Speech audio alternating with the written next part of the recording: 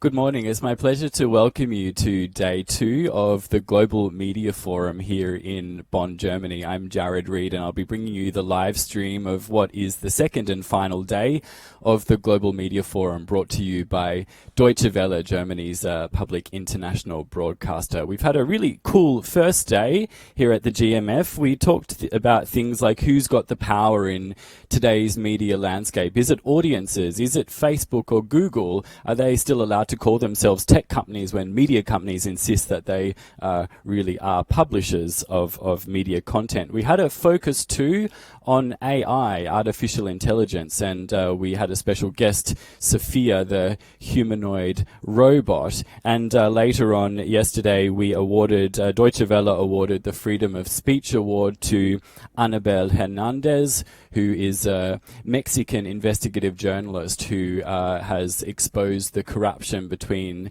the drug cartels in Mexico and all levels of the Mexican government. And she gave a really inspiring speech, which I'd encourage you to watch. It's on our Twitter page, which is at DW_GMF.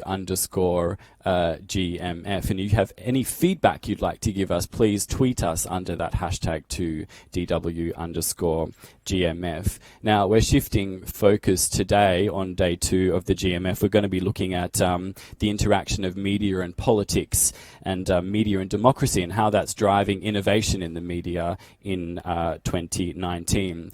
Throughout the day 2, we'll be bringing you some of the really interesting guests from all around the world who are attending the Global Media Forum, people who are driving change in their countries all around the world. Very shortly, we'll be crossing to the plenary hall here at the World Conference Center where the Global Media Forum is being held, and we'll be hearing from the Indian-German percussion ensemble as they give a welcome, and then immediately after that we'll be hearing from the host of DW's Shabab Talk, Jafar Abdul Karim. He'll be speaking to the German diplomat Andreas Kindl, talking about Germany's strategic affairs in foreign communications. I hope you enjoy what we have in store for you today here at the Global Media Forum.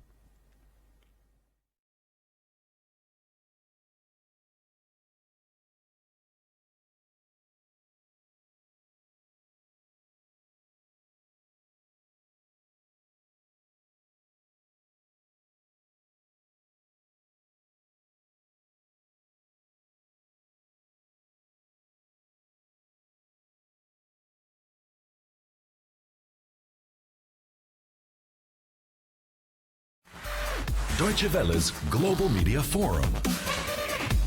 Journalists, media professionals, and decision makers from all over the world gather in Bonn. I'm very honored to be among this distinguished gathering. Exchanging perspectives, learning from each other, and shaping digital life. Today, more than half of the world's population is online. Billions of people are actively searching for accurate and relevant information. But who's listening to whom when so many people become news themselves? Whom to trust if fake news is always what the others are saying? There is much to do. Shape the future now at Deutsche Welle's Global Media Forum, the place made for minds.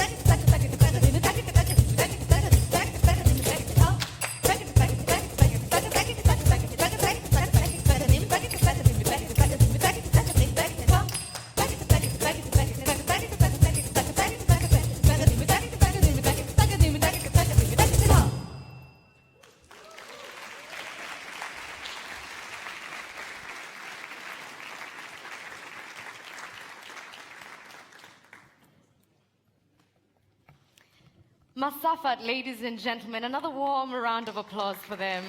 You guys are brilliant. Thank you.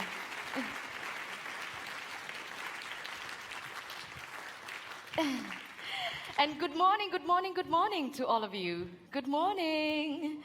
I hope you all had a wonderful evening, and I hope you're prepared for another day of epicness here at the 12th Annual Global Media Forum. If you weren't here yesterday, my name is, and still was yesterday, Edith Kimani, and I'll be taking you through the program today.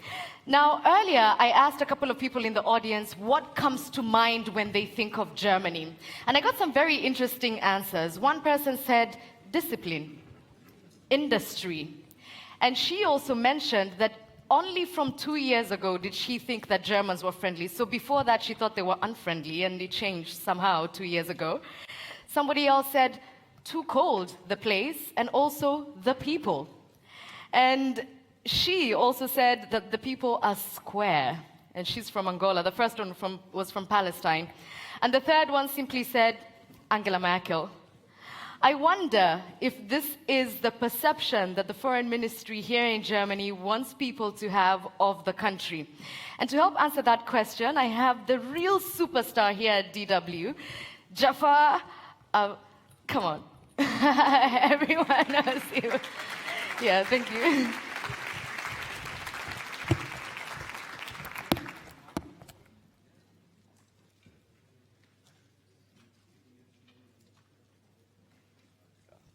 Thank you so much, Edith, for welcoming me. And you know, you're the real superstar, so it's good to be among superstars. Good morning, ladies and gentlemen. My name is Jafar Abdul Karim. I'm very happy to be today here, and it's really amazing when I look into the crowd and see people from all over the world. What I'll be doing today, Edith already mentioned, when you talk about Germany or when you're abroad, people connect some images with Germany. That happens to me too.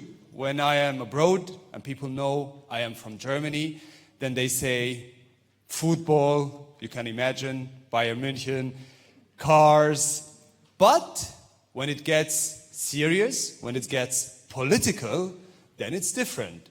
So in times, in age of Trump's, Putin, and also Brexit, what role does Germany have? And also, Germany is connected the last 3-4 years with refugees. Also, what image does Germany want to have in the world? And sometimes it's also critical when it comes to exporting weapons into crisis zones. That's also part what people are critical and asking about. And also, what role does Germany want to have in the media?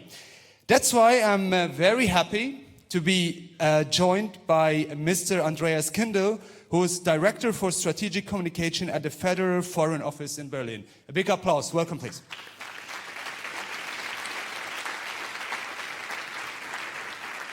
Just to tell you about the running order, we only have 15 minutes. And I would love to that also the audience asks questions. So the first 8 minutes, we're going to have a dialogue. And after that, please feel free to ask whatever you would like to ask. Welcome, Mr. Kindl. My first question is, why do you need today a strategic communication department at the federal office? Can I just say that I don't have anything to do with the image of Germans being friendly since 2 years ago. So it's not our contribution. And you also say, so sometimes they say Germans don't have a humor, so no, you have humor. Thanks. That's cool. Strategic communication, yes, we have this directorate now for 3 years, but we have, of course, been doing this job for many, many decades. But what has changed, of course, we've discussed this yesterday, digital media, social media, and so on and so on. So we had to adapt, and we formed a directorate that deals with, among other things, disinformation, campaigns for the foreign ministry, our image abroad, and so on and so on. When we talk about disinformation, what do you mean exactly? Disinformation comes in different forms. I personally think that disinformation Usually you have, as the main actor, you name, and I think it's been said so yesterday already, Russia or Kremlin, close media, and so on and so on. But I think if you look more strategically, more important than crude disinformation is maybe something we could call perception management, or as I think Jaron Lanier yesterday said, behavioral modification. And that comes from one country, especially China, that has a strategy till 2050, a lot of money invested in this and so on. So there's different forms, and we don't counter it by our own disinformation.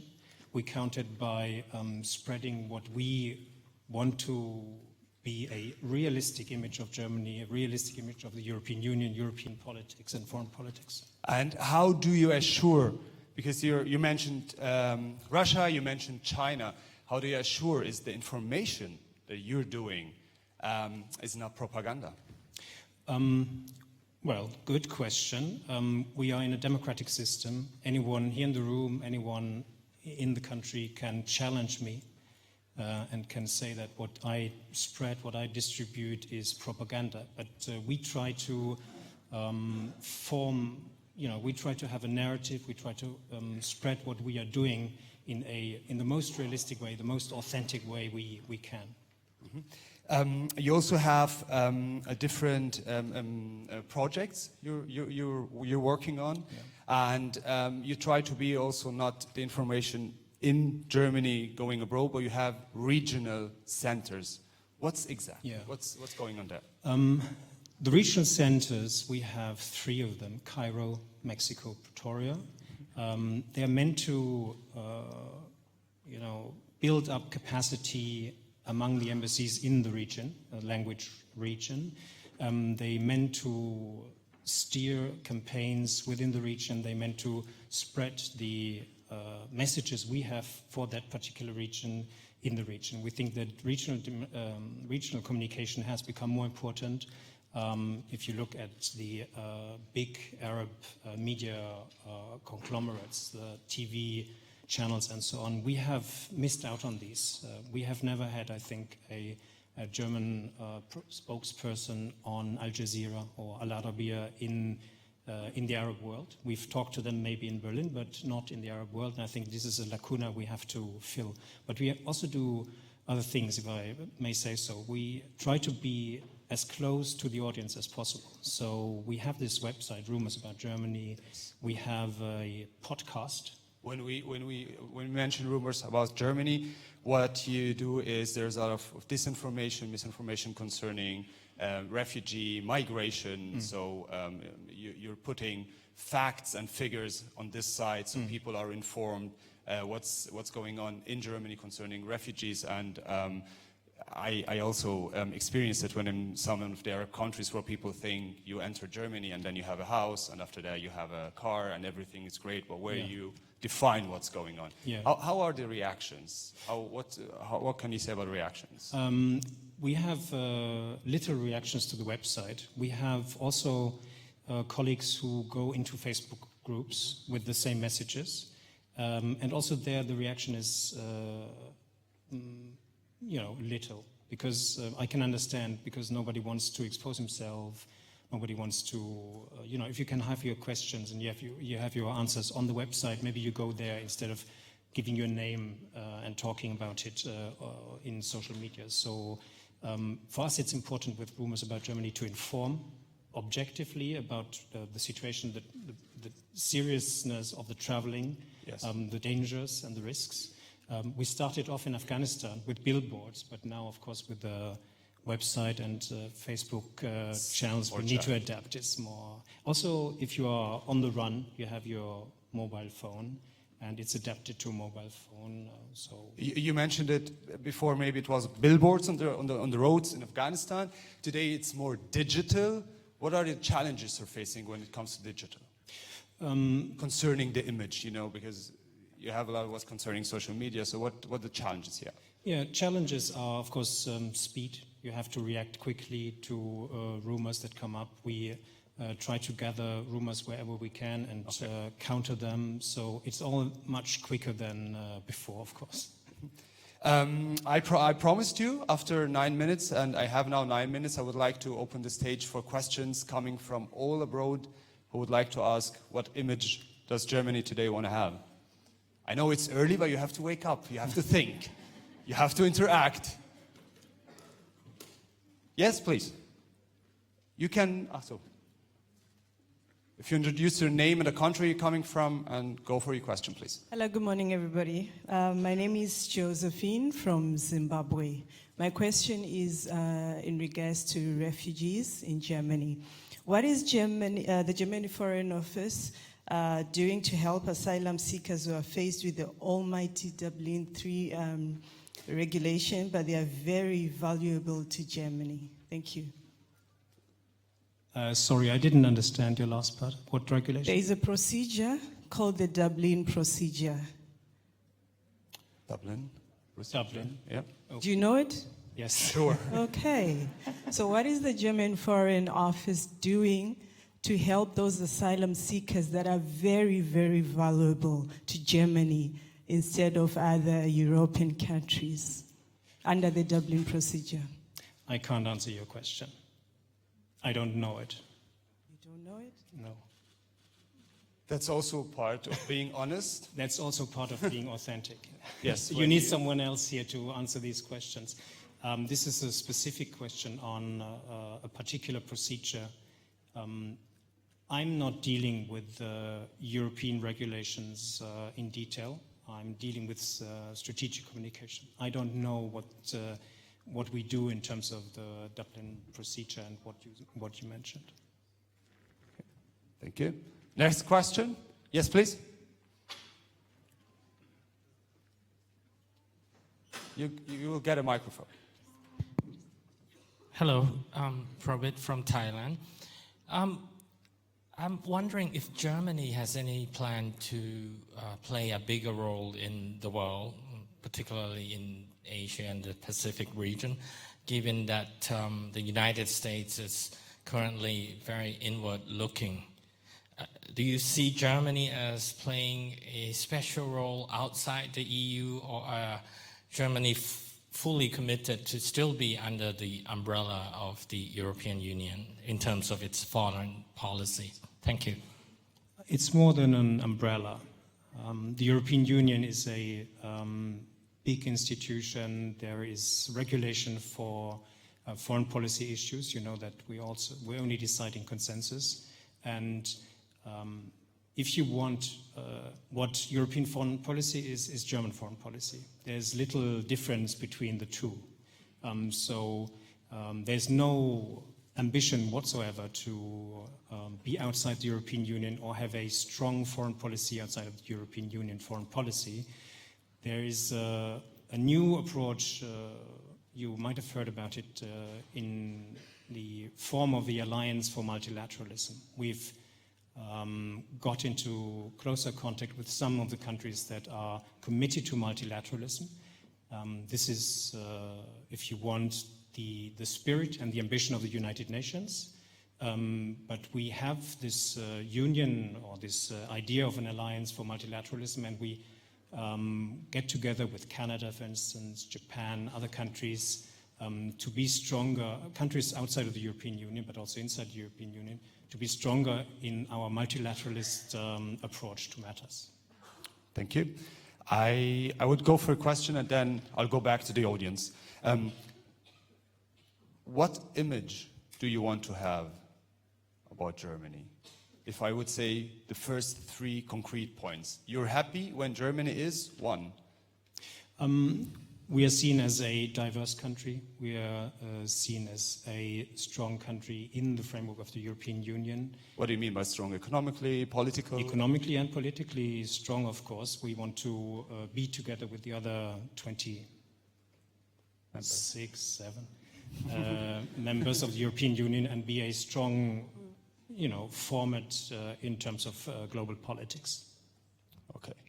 And how, if you could judge, how far are you from this image, or how near? Yeah, I think we are quite well. You know, if you do nation branding, we don't do it, but if you do nation branding, I think Germany is always first or second in nation branding studies. But I'm not responsible for the whole image, of course, of Germany. I'm trying to do my part, but I can't do anything against the diesel scandal or stuff like this. So if the football team loses, You're the one. it's bad.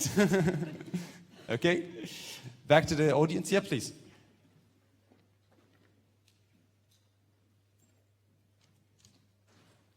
Okay. Good morning. I'm Ryan Karawi, a journalist from Palestine, but I lived in Saudi Arabia. I have one question for you. As you are working in communication field, what's the strategy you apply to encourage German people to accept all this number of refugees? Thanks. Did you get a question? What's the strategy to? You have applied to encourage German people to accept this number of refugees. Okay, I don't want to sound petty, but again, there is, although in social media and digital media it's difficult to differentiate between in the country and outside of the country, but the question how Germany is being, or Germans accept refugees is also a question that needs to be answered by other ministries in the government. We have increased and strengthened our work in Germany because we had the feeling that there's a strong difference between expectations coming from abroad and the position of Germans. So we are doing a lot of citizens dialogues, talk to people in small countries, not just Berlin. And very often what I hear, and in these discussions, of course, we answer to questions like this.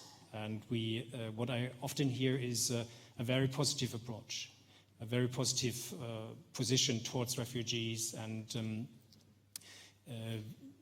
it seems to me that sometimes the negative position towards refugees is being exaggerated in parts that are interested in this exaggerated opinion. So what I encounter in my dialogues, in my citizens' dialogues, is a very positive position towards refugees. There are problems, of course, and people feel it locally on the ground. And I think the responses have to be locally also. Did I answer your question? You're shaking your head. Shake it in the right direction. Okay, now you change. German humor is totally different today. Please. I'm Uday Basu from India. My question is, climate change has become a major issue. Now, after the Trump's policy, China, India, and Germany are now collaborating in this fight against this climate change. Now, how can Germany play its role in this strategy? Climate change, as you said, I mean, it's become a major issue, and you can see it from the results of elections, for instance. And the positions that you also see in internal discussions. I don't know whether you follow the discussion of videos being sent on YouTube and the reactions to it. From my point of view, we are willing to do a campaign on climate change and what we need to do, and we have been doing a communication campaign on sustainable development goals for quite some time, and this is part of it, of course. In terms of politics, no strategic communication campaign can improve the image sustainably if there's no good politics to it. And this is a question, I think, that has to be answered by politicians. I'll go back to, thank you. I'll go back to a question that I have when it comes to media. You know, if you look today, you have the US, for example, for the Middle East has Al Hurra, you have France 24, you have BBC, you have Deutsche Welle, you have even Russia Today. So you're also working on supporting media. And here comes the question. Usually you connect if a foreign policy, if a federal office is supporting media the media has to stay independent, objective. You're supporting, for example, Deutsche Welle, but Deutsche Welle is independent the way we work.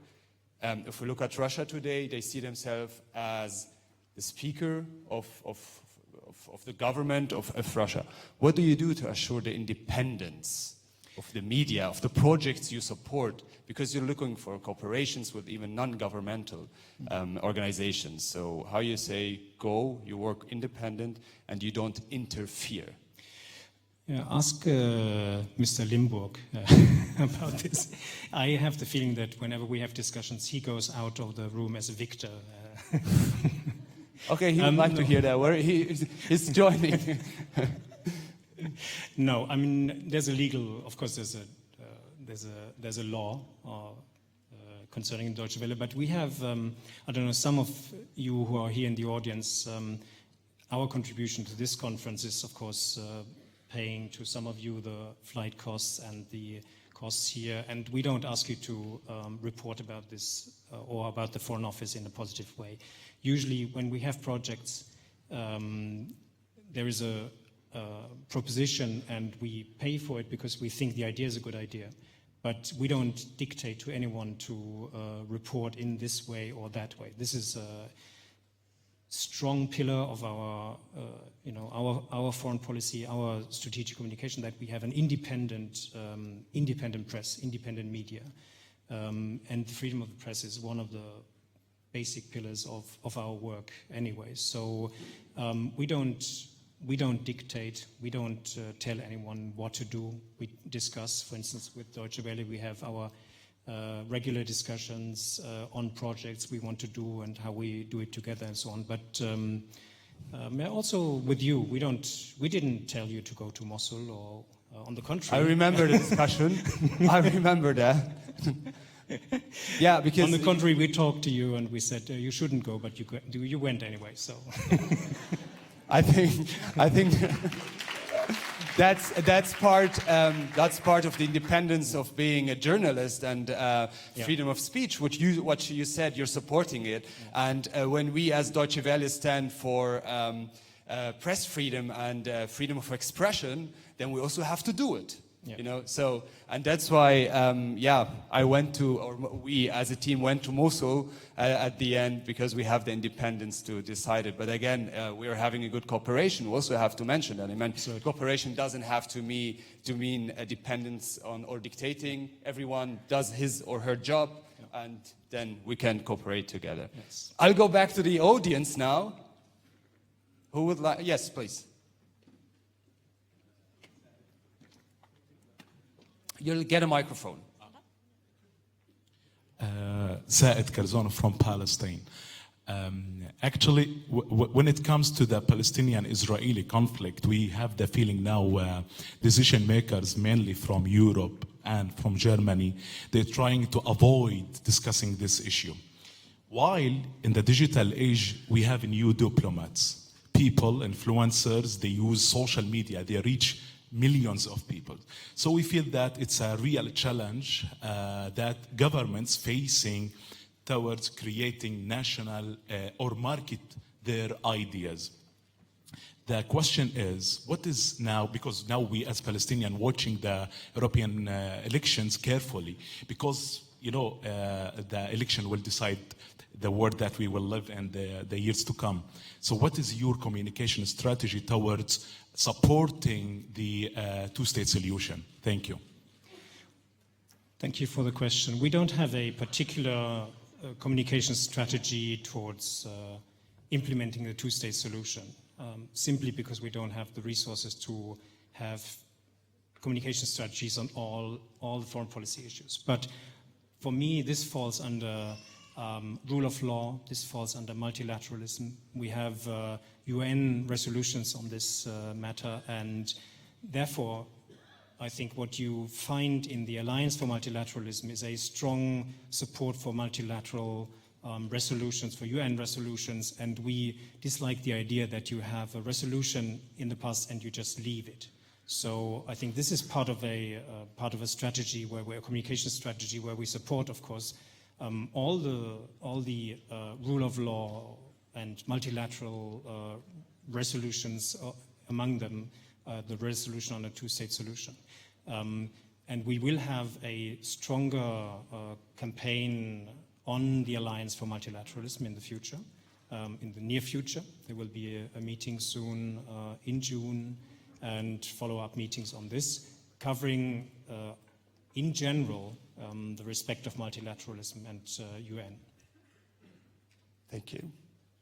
The interest is big. A lot of people would like to ask. We already did more than 15 minutes because there is a big interest. It's almost half an hour, but we have to go to the next step. But before we go to the next step, a very big warm applause and thank you, Mr. Kinder, for answering the questions. Thank you so much. And now I'm so happy to get the real superstar back, Edith Kermani.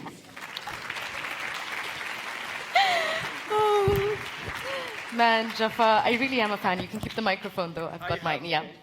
So, ladies and gentlemen, the next speaker on the stage is probably the only person in this room who's smaller than me. I know, it's quite shocking. But that's also because she's only 2 years old. But don't be fooled, she's incredibly smart. She's also a little bit slow. She kind of walks like a 90-year-old, so just be patient. And I understand she speaks up to 30 languages. I asked about her nationality, and I was told that she might be French-Japanese, and she's pretty cool. Her name is Naomi, ladies and gentlemen. What's up?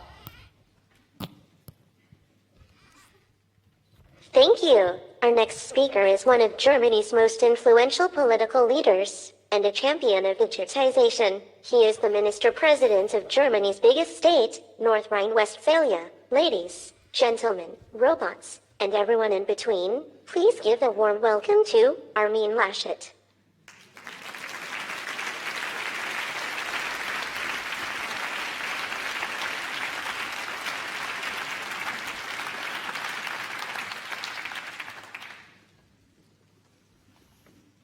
Yes, thank you very much, Naomi. Oh, God.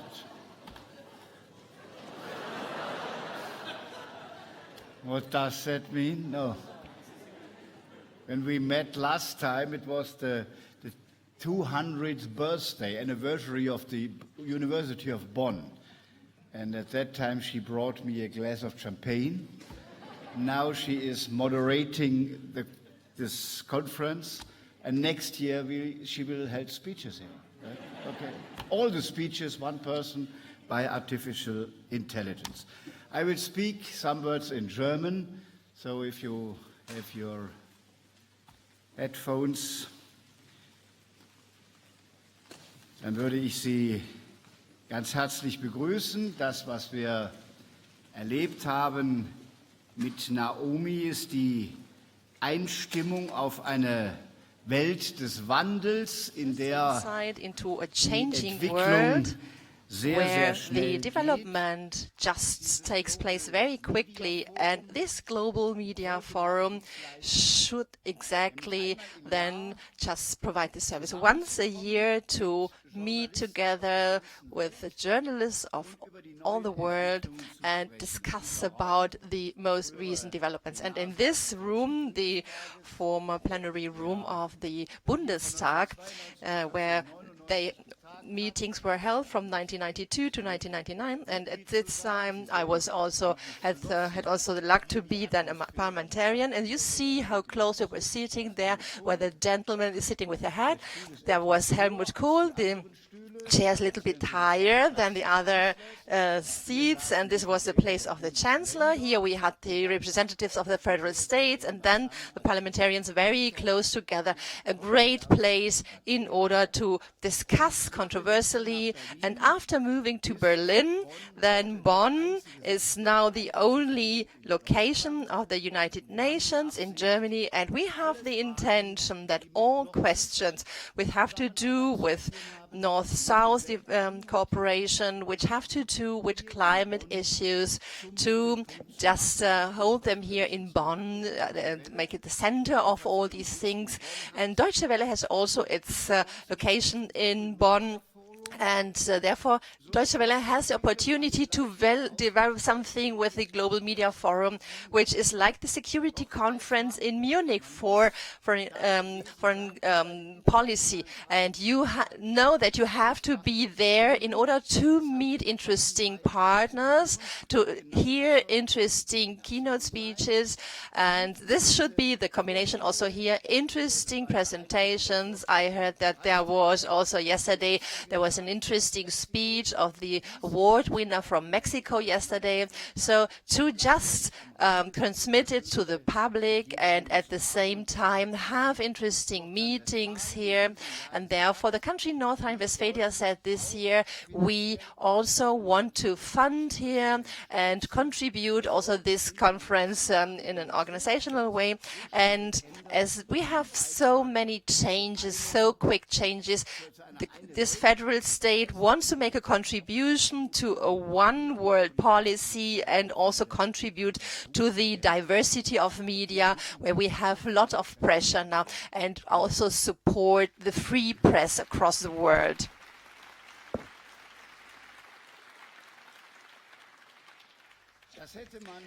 And so when the Bundestag, the Federal Parliament, met here 20 years ago, and if we would have said at this time, we have to advocate for free press in Europe, people would have thought, you have gone nuts. This is something which goes without saying here. And now we are celebrating 70 years of the Constitution. We could discuss many things, but not about freedom of press. And all of a sudden, we see in the center of Europe, these questions of freedom of press are already relevant again. And freedom of press is again under pressure. And we had also now European elections some days ago, and there were also lots of concerns. Will there be manipulation of electors here in order to then also distort this process? And we know some just prepared for this, and they announced it aggressively. Steve Bannon announced that he would also support the those people in Europe here and the right-wing people here. But also Russia did not say it openly, but they have also an interest in distorting here. And in this elections, they did not succeed, and they did not succeed, for example, those who want to destroy the European project. They have not gained this substantial importance in the European Parliament, and therefore but of course we still have these right-wing dangers. There are some delegates in the European Parliament, but we had now a higher contribution at the elections and higher participation, and therefore they did not succeed. And this was the good news from Sunday. And then another thing where the media played an important role was also that Brexit, with disinformation in an electoral campaign, also supported with lots of money from international sources in order to force a decision against multilateralism and against a membership in the European Union. And the third thing is that we have populist parties in many countries, but we have also countries which actively try to limit freedom of press. And I think in the next European Commission, it has to be made clear Europe has clear principles, and those who violate these principles will also have to just also experience through sanctions, and also then it cannot be, for example, that they get lots of trillions from the European Fund and that they violate these important rights. And the discussion around this, what this is, how it should work, this is also a very diverse discussion. And after the Strache video from Austria, we saw how for example, what people think, the right-wing populists think, for example, how they think that things run. You have a niece from the oligarch, and then she buys a newspaper, then you know how many people have to be then eliminated, and then all of a sudden, it shows then they win directly the elections in this country. This is the most brutal version, but also there's a version that, for example, publishers who are loyal to the government, that they buy certain newspapers with a lot of money, and all of a sudden, without having this agreement, they do not have freedom of expression anymore. And this is what we are also observing in Hungary with a lot of concerns. And therefore, the diversity of the media is something which is very important here, referring also to the Social Charter of Rights here in the European Union. And why do I say this? Because we have many guests from Africa, Latin America, Asia, who have to work under completely other conditions, and sometimes they have to risk their life. And these kind of debates, 10 or 20 years, they were then led in this way. Well, in Europe, everything is fine, and now we explain the rest of the world how to live freedom of speech. We conducted seminars, workshops, we went there. It was also part of the development cooperation. But now we have also lots of reasons to just also question ourselves, because this which we were conveying to the rest of the world is not something which is self-evident in Europe. And now we hear then also from other countries that they have to fight for certain things, and this is something which we have to do now also here. And so in the north and in the south, there is now a higher risk to lose freedom of speech if you do not fight against this on time, and if you do not determine certain limits. And we have now a new phenomenon now, and this is also comes through the social media, YouTube. So you heard this some days before the election. There was a blogger, a YouTuber, and he had 7 million of clicks, and he made a political statement. And I say it doesn't matter whether you like it or not. So I did not like maybe the content so much, but this is part of the freedom of speech.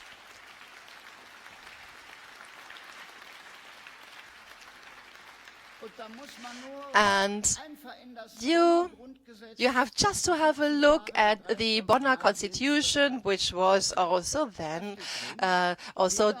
adopted in the 31st of May. And I try to quote it now. Everybody is entitled to express his or her opinion in this way. And it is described exactly. And there are no limits for this. Freedom of speech is an important right, and this article, which was then also formulated 70 years ago, is now still an unlimited right. You have to accept this, discuss it, and maybe also discuss ways how a party can react to this. You can be a little bit clever than you were, some people were then some days ago, but everybody is entitled to complain.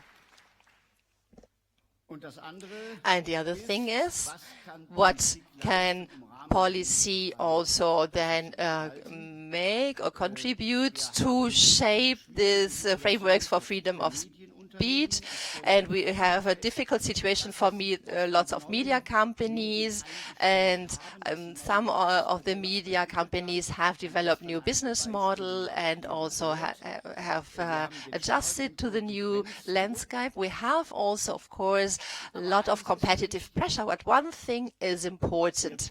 We need, apart from the freedom of speech of every individual, of every YouTuber, blogger, of every influencer, we need also then journalism, qualitatively high journalism, and this is a fact which is there, and under certain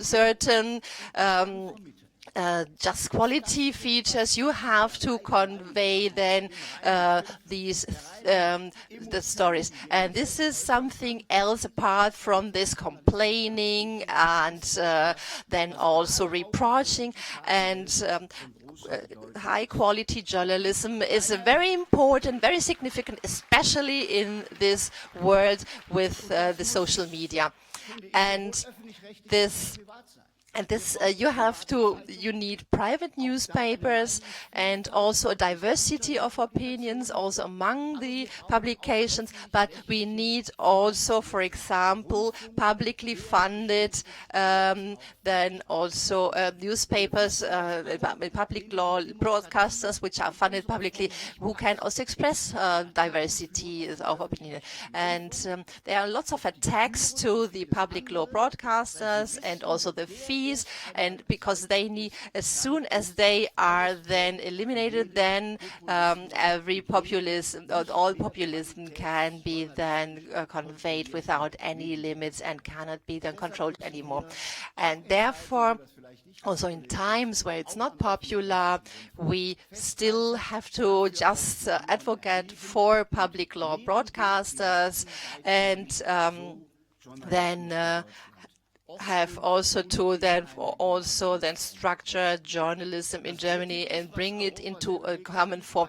And the third topic is also topic of intellectual rights. There were also lots of concerns among young people and also a lot of disinformation in this field. And of course, big corporations across the world are not interested in this intellectual rights, and also, for example, also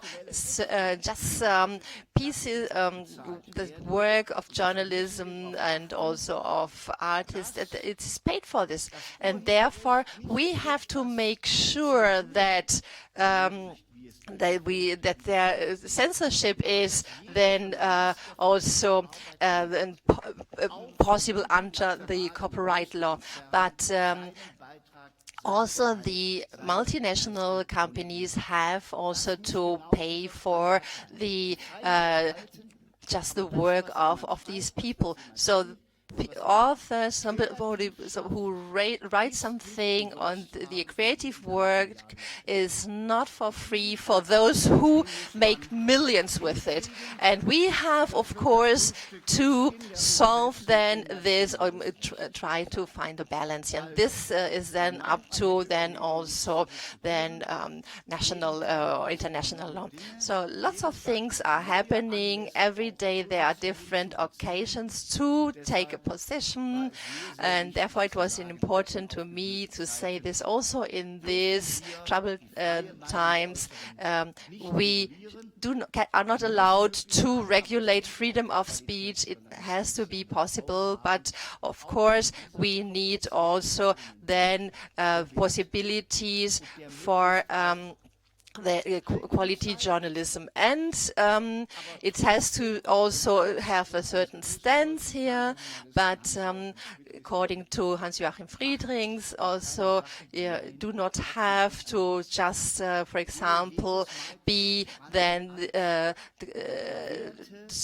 do much in favor of something. You should not, for example, then be and you always have to be, for example, you have to be impartial. You can have a certain stance also against, for example, Islamophobia and xenophobia and so on. But journalism is not an own opinion, but it is the high good to report here about what is really going on, and always then just trying to achieve a high quality. So, and that's what I wanted to say, and it would be a pleasure also if Naomi will hold this speech next year for me here in Bonn, and then we will see what AI is possible or able to do. Thank you very much.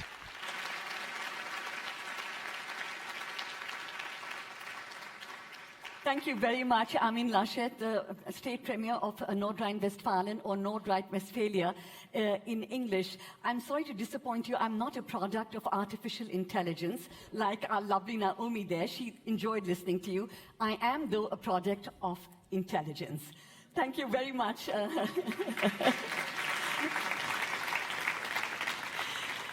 Thank you very much for your comments. Thank you very much for your insights and welcoming us to this wonderful city of Bonn. I used to live here many years ago, and I still, like you, get a thrill when I stand in what used to be the Parliament of West Germany.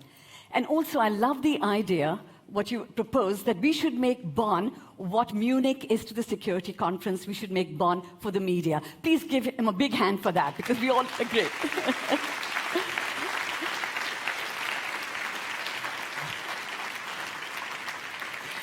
Now, you might want to stay for the next panel discussion, and let me introduce myself.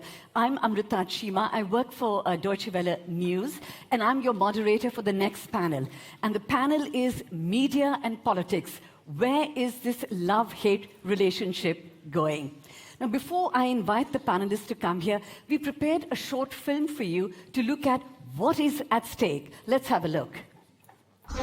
Shifting Powers, the Deutsche Welle Global Media Forum, your laboratory for the digital age.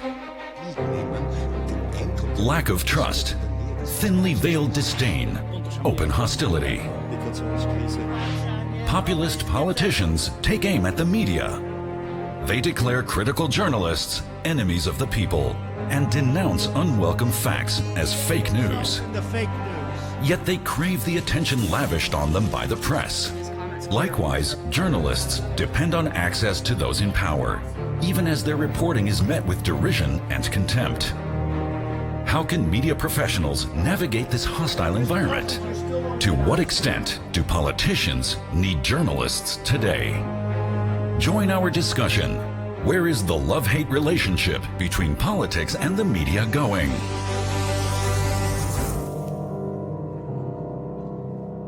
So, as you see, big issues to discuss. I invite my panelists to come up and join me in front.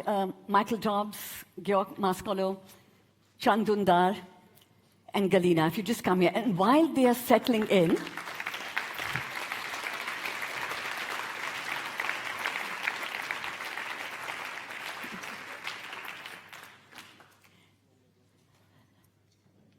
so while they're settling in, I want to begin, if I may just excuse me for a moment. Michael Dobbs, if you take there, Can Dündar can sit there, Georg Mascolo and Galina, thank you.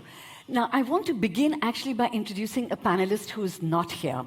A panelist who was invited to the Global Media Forum, a panelist who wanted to come to the Global Media Forum, but he could not. Why? Because he's in jail. He's in jail in Russia.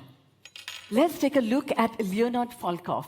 He is a close ally and associate of Alexei Navalny, who is one of the biggest critics of President Vladimir Putin. He was sentenced to go into jail last week for 20 days for organizing a demonstration. He has sent a message for all of you. Let's take a look. So, meine sehr geehrten Damen und Herren, dear ladies and gentlemen, if you are watching this video, it means that I'm unfortunately not present at the Deutsche Welle Media Forum today, which was my uttermost desire actually to come and to join the panel on media and politics with Michael Dobbs. It was such a desire to meet Michael Dobbs in person, but the media and politics in Russia is sometimes funnier than even the House of Cards. So I'm now in court and I'm going to be sentenced for maybe 20 days in jail for doing a media reporting on the protests in Russia on September 9th last year, where we had like massive countrywide rallies against the retirement age reform, and I was broadcasting a YouTube stream discussing and explaining to the YouTube audience what's going on. So now it brought me to this courtroom and to this possible detention. So I miss you guys so much, and I miss the opportunity of coming there. But I think this story itself is important to understand more about how media and politics somehow work together in this world, in some places of this world these days. So please keep fighting for the freedom of press and freedom of political expression. Thank you. Bye.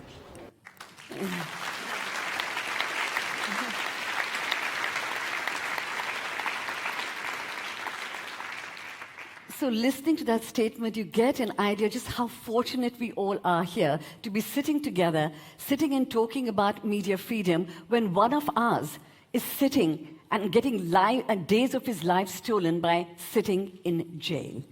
So let me now begin by introducing my panel, and I'm beginning with Michael Dobbs. As you heard from Leonard Volkov, he's very sorry about missing you, Michael. Now, Michael Dobbs is also known as Lord Dobb of Wiley. That's not because he's from Wiley, but because it's a place called Wiley. He's a journalist, a writer, a politician. He was Chief Whip and Deputy Chairman of the Conservative Party in Britain. He's also an active member of the House of Lords, but most importantly, everyone knows him as the author of The House of Cards. The book was written by Michael Dobbs in 1989 and was made into a television series, and the rest, of course, is history. It's also my great pleasure to welcome Chand Dündar. Now, Chand Dündar has a different history. He has become a symbol of the suppression, and one can even say oppression, of the media by the Turkish government. Chand Dündar was editor-in-chief of Cumhuriyet, one of the only independent newspapers in Turkey. And because he did some work which was uncomfortable for the regime, he was also made a guest of the government in prison for 3 months. He was then hounded out of the country, and he's now living in exile in Germany and is continuing his work as a journalist. On my left, I have Georg Mascolo. Georg is the head of the joint investigative group of the Süddeutsche Zeitung. This is a leading German newspaper, plus 2 public broadcasters, NDR and WDR. Now, they were responsible for publishing the Panama Papers and the Paradise Papers, and you would know they were full of shocking revelations implicating people in high places. He also worked for 25 years with the Spiegel Group and was the editor-in-chief of a very influential political journal called Der Spiegel, or The Mirror. And finally, it's my great pleasure to welcome Galina Malishevskaya. She's a historian, but joined the media as a reporter in Belarus. Now, if you know Belarus, it has a reputation, which I think we'll find out from Galina, as to some extent justified as a very authoritarian country.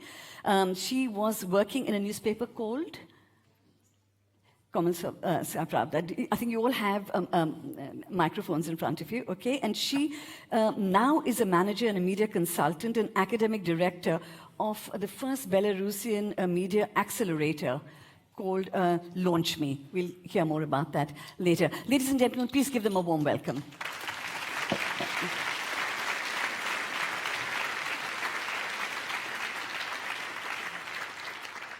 So I'm going to begin with you, Michael Dobbs, because you are the only person on the panel who straddles both sides, media as well as politics. You began your career as a journalist at the Boston Globe at the time of the Watergate scandal, and then you've been in and out of politics. And your book and the series, House of Cards, very beautifully captures this relationship between media and politics. What, for you, is the essence of this relationship? Yes. May I first say how humbled I am to be here, particularly on this panel. This is a hugely important issue, and I'm delighted to be in this historic building and amongst such a lively audience. So thank you for the invitation. How does House of Cards sum up the relationship between politics and the media? Well, whichever version you watch, whether it's the British version or the American version, you will remember that the journalists play an exceedingly important part in House of Cards and end up being thrown either off the rooftop of the House of Commons or under the wheels of a train in Washington, D.C. So that's but it is drama. I have to tell you, I've discussed House of Cards with President Xi of China. House of Cards is a huge hit in China. And I wondered why, and I suspect it's because they think it's documentary rather than drama. But all the way through my life, and you mentioned that 1989, I wrote the book House of Cards. 1989 was also a hugely important year for me in my personal experiences. I used to live in Berlin, and that, of course, coincided with the time that the most evil physical structure I had ever seen in my life was pulled down, not blasted away, but pulled down by the bare hands of millions of people who wanted to share what we had, not just our economic wealth, but our values. And all the way through this confrontation or competition between politics and the press, we have to remember that it's values that should underlie everything, every part of that relationship. My own personal fear is that in the years since then, 30 years, it sort of coincided with the rise of social media. Values so often seem to have been forgotten about, both in the press and amongst politicians. And if we are to restore the credibility of liberal democracy, and liberal democracy is something which is not respected anymore around the world. Herr Laschet said it goes without saying. Well, it doesn't go without saying that we have got everything right. And just to finish what I'm saying, it requires us, before we start wagging the finger at everybody else, staring them down, we have to take a long, hard look in the mirror at ourselves.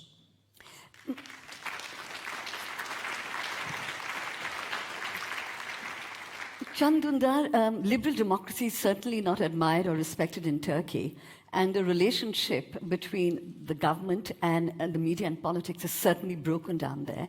Tell us about your experience. Explain the situation for us. What's happening in Turkey? Thank you so much. In fact, Mr. Volkov's message left no room to other explanation. This is the situation in countries like Russia and Turkey.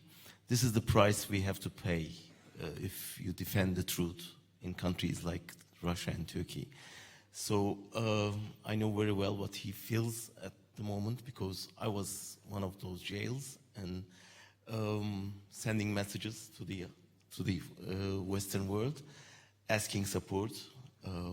So I can understand it very well. I'm coming from the biggest jailer in the world, with more than 150 journalists in jail at the moment, just because of their articles, their news coverage, their tweets, their retweets. But the difference is, in Russia, they have a different political system, so one has come to expect... They killed the journalists, not jailed them, so it is the main difference, but of course it's better. But Turkey is meant to be a democratic country. They have elections, and then to have this kind of situation with journalism, that must surely be very difficult for you. Exactly. To understand what the problem there is. It happened in a couple of years, 7 or 8 years, you know. We were living not in a paradise, but considerably more free atmosphere in Turkey. But what happened is Erdogan has become the main media mogul in Turkey in 8 years. So he had a strategy in the beginning. What he has done is, first, he tried to deter the mainstream media owners by using tax punishments and get rid of them from the mainstream media landscape. Then he invited the businessmen close to himself to buy media outlets, and in return he offered them big public bids, and they bought the media outlets. And thirdly, he put the others in jail, or deter them by using punishments. So in that way, nowadays there's no tension between the government and the media. but we have to struggle against the media as journalists in Turkey, because he's been controlling 90% of the media, and media has become our worst enemy in Turkey. Gosh, talking about worst enemy, let me turn to you, Georg Mascolo. Now, we have another person who's become not a media mogul, but maybe a Twitter mogul, and that's Donald Trump. He describes leader of the free world, the most powerful country in the world. He describes media as a public enemy. Does he have a point? Is the media biased? Is that a reflection of his view that the media is biased against him and we are not neutral anymore? I can't see that the media in general in the United States is biased. What I think is a huge tragedy, especially in the United States, is if you see what happened to television, that there is no bipartisan television any longer, for example. I subscribe to the theory of Monty Barton, the editor-in-chief of the Washington Post. We are not at war, we are at work. And I think we have to be very careful, because I believe this is exactly what somebody like Donald Trump wants to achieve, that at least his constituency is convinced that the media is biased, that they're against him anyway, that they don't trust whatever they read, whatever they hear, because he can put them in a corner and say, well, you know, look at this liberal press, you know, they're almost leaning to the Democrats, they're fighting against us, against me. What is probably the most lasting damage of this president is not only what is happening in the United States, because the press in the United States can always hope that there are independent judges, for example, who will defend the freedom of the press. What is the most lasting damage is for journalists in many other countries who have always looked to the United States as a country who has, like any other Western states, has said, the rule of law, democracy, the freedom of the press is our very foundation and gets always untouched. And many of those are looking to the United States, and as you have heard, even to some European states. And they're saying, well, if you don't take it serious, why should we take it serious? And if we do it, you know, we get unpunished. So I think this is the real danger of a president like Donald Trump. No one looks to Belarus for freedom of journalism and freedom of expression. It's 153rd in the reporters on journalism. They talk about it being 153rd out of 180 countries, Galina. You've been working there as a journalist. It's meant to be a very authoritarian regime. How difficult is it for journalists to work independently?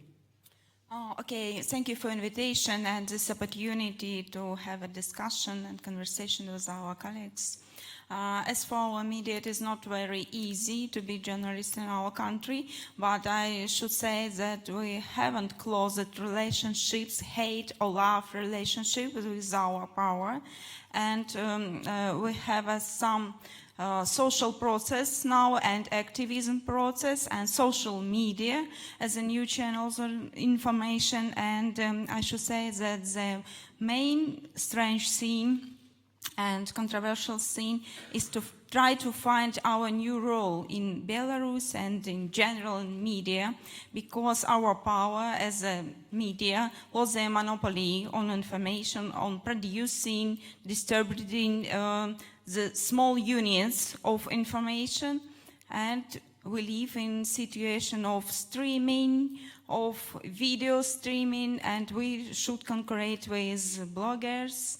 And what is our new role? I think it's something like gatekeepers of values and of critical mindings and of media literacy, and we should ask questions for our society and for our power, and that is our job today. But if you ask questions, many people are put in prison and they are fined. You've just had one of your editors-in-chief of an online group which was, who was fined and imprisoned? Yeah, it's a great challenge for us because we have some problems and our authorities can just leave the situation to their court, like in Russia, but they started persecution of journalists and it was terrible. It was terrible situation last year, but we have Marina Zoltova here. And, is she here? Yeah, I think she's here. Okay. And she was the one who was fined? Yeah, she's one of the journalists, and as the editor, she was oppressed. And it is difficult, but we are still alive. Okay, that's still alive, that's okay. And we have to be thankful for that. But, you know, so what is kind of quite clear from the initial round is that what everybody is looking for, what politicians are looking for is control of information, controlling the message. And initially, from what the House of Cards model was, that they needed journalists to get the message across.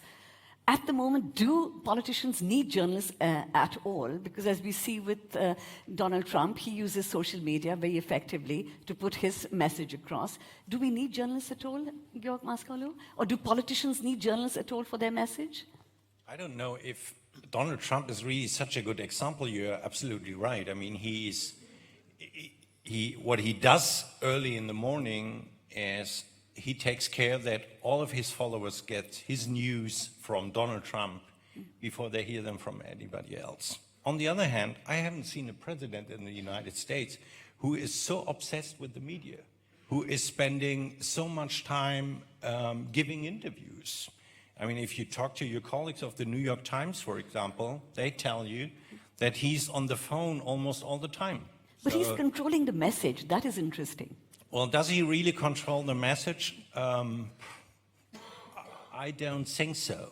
And I don't buy the theory that there is no need any longer for a journalist. I think what we see is a new technology, and the new technology has always changed the relationship between the media and politics. So when we had the first nationwide newspapers, for example, for the first time in history, a whole country could hear of an idea at the same time.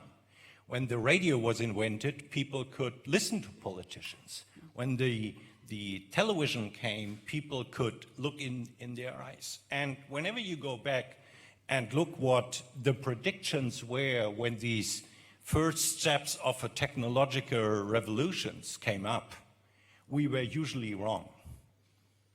Historians were wrong, and journalists were almost always wrong.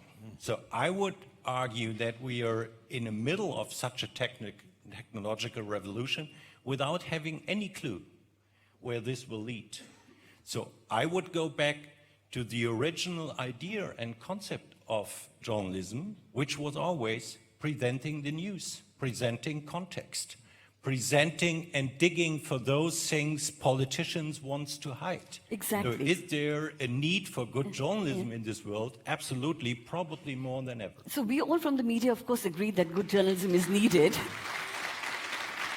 But Michael Dobbs, you know politics very well. You've been in and around politics. But do politicians want good journalism? They want their message across, don't they? Why should they care about investigative journalism, which uncovers uncomfortable truths about him? He paid the price for it. He spent 3 months in jail. Yeah.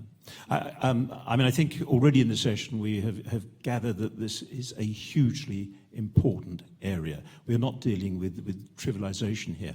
But I agree with almost every word you have just said, Jörg, because you know, when social media, and we have to be careful when we talk about media now, it's a different, completely different concept than it was 10, 20 years ago. I talked earlier about 1989 and how important it was for me. Well, that sort of coincided too with a hugely changing world and when social media began to have an impact. And what an impact it has had. It was meant to be a tool, we were told, that would bring us all together, provide us all with complete freedom of information. In fact, I would argue, it has done precisely the opposite. It has divided us. It has created chasms so that far more people nowadays, instead of listening to the news, only listen to the echoes of their own prejudices. And within those echo chambers, every man is in a majority.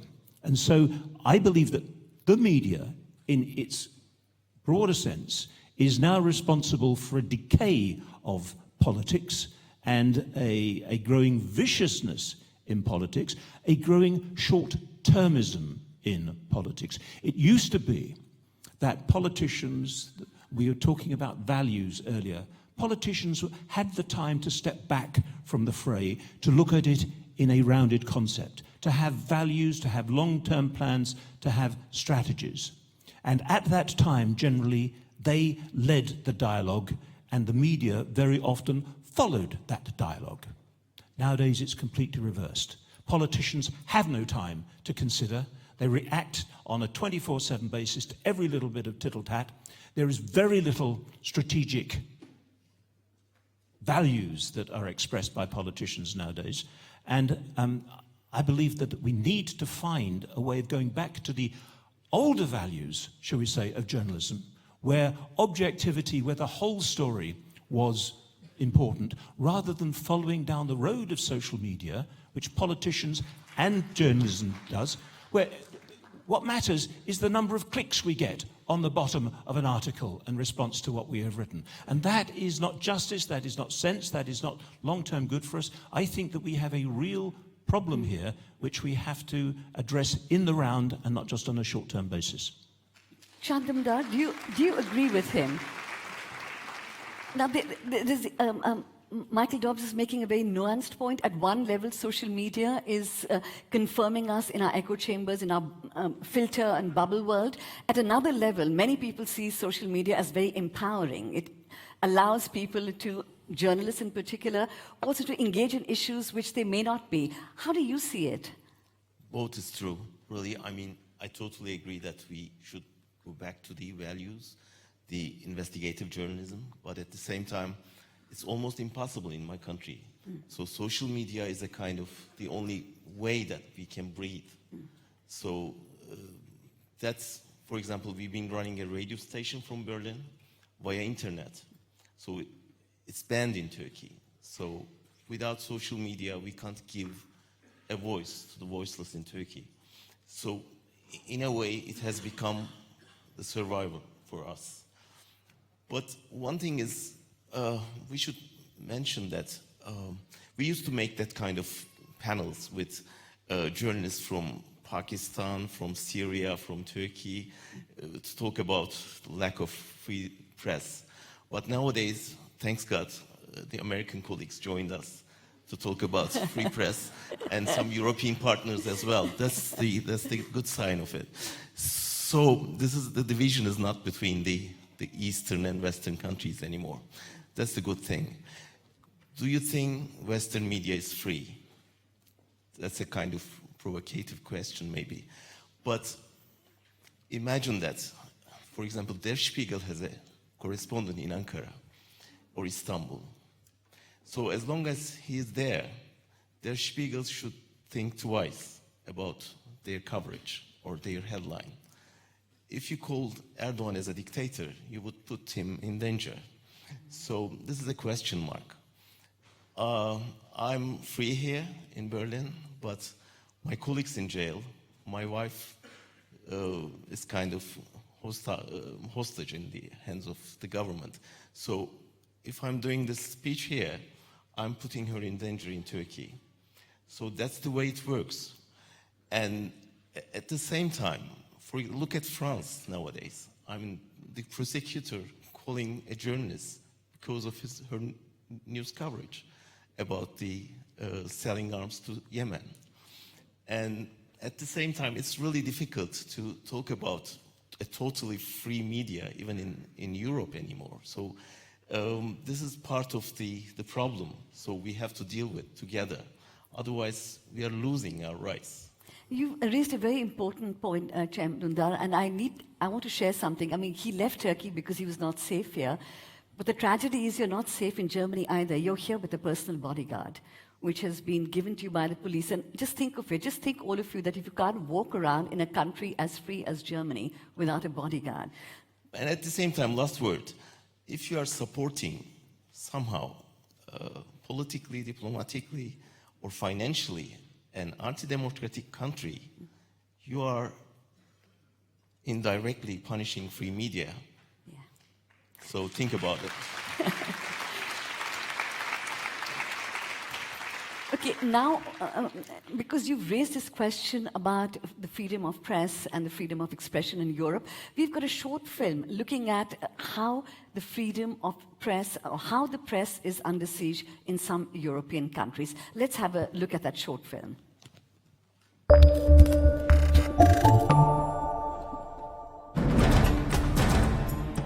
Bei dem ungarischen Fernsehen, also der ehemalige öffentlich-rechtliche Rundfunk, ist es immer mehr linientreu geworden und immer weniger regierungskritisch. Man durfte immer weniger kritische Fragen stellen, man durfte immer weniger kritische Themen ansprechen und wirklich, was schon vom Anfang an klar war, dass sie wollen, dass uns sagen, welche Themen überhaupt dargestellt werden sollten. Let me tell you about my country. In Poland, we have a limitation of press freedom, the government to control the state media, which now broadcast pure propaganda, and the private media under severe political and economical pressure by this government. We struggle with that. We hope to restore full freedom of the media soon. We work under more difficult circumstances than ever before. We are being verbally attacked by politicians, and verbal attacks always license perhaps even more serious attacks, because that is setting the standard that it's okay.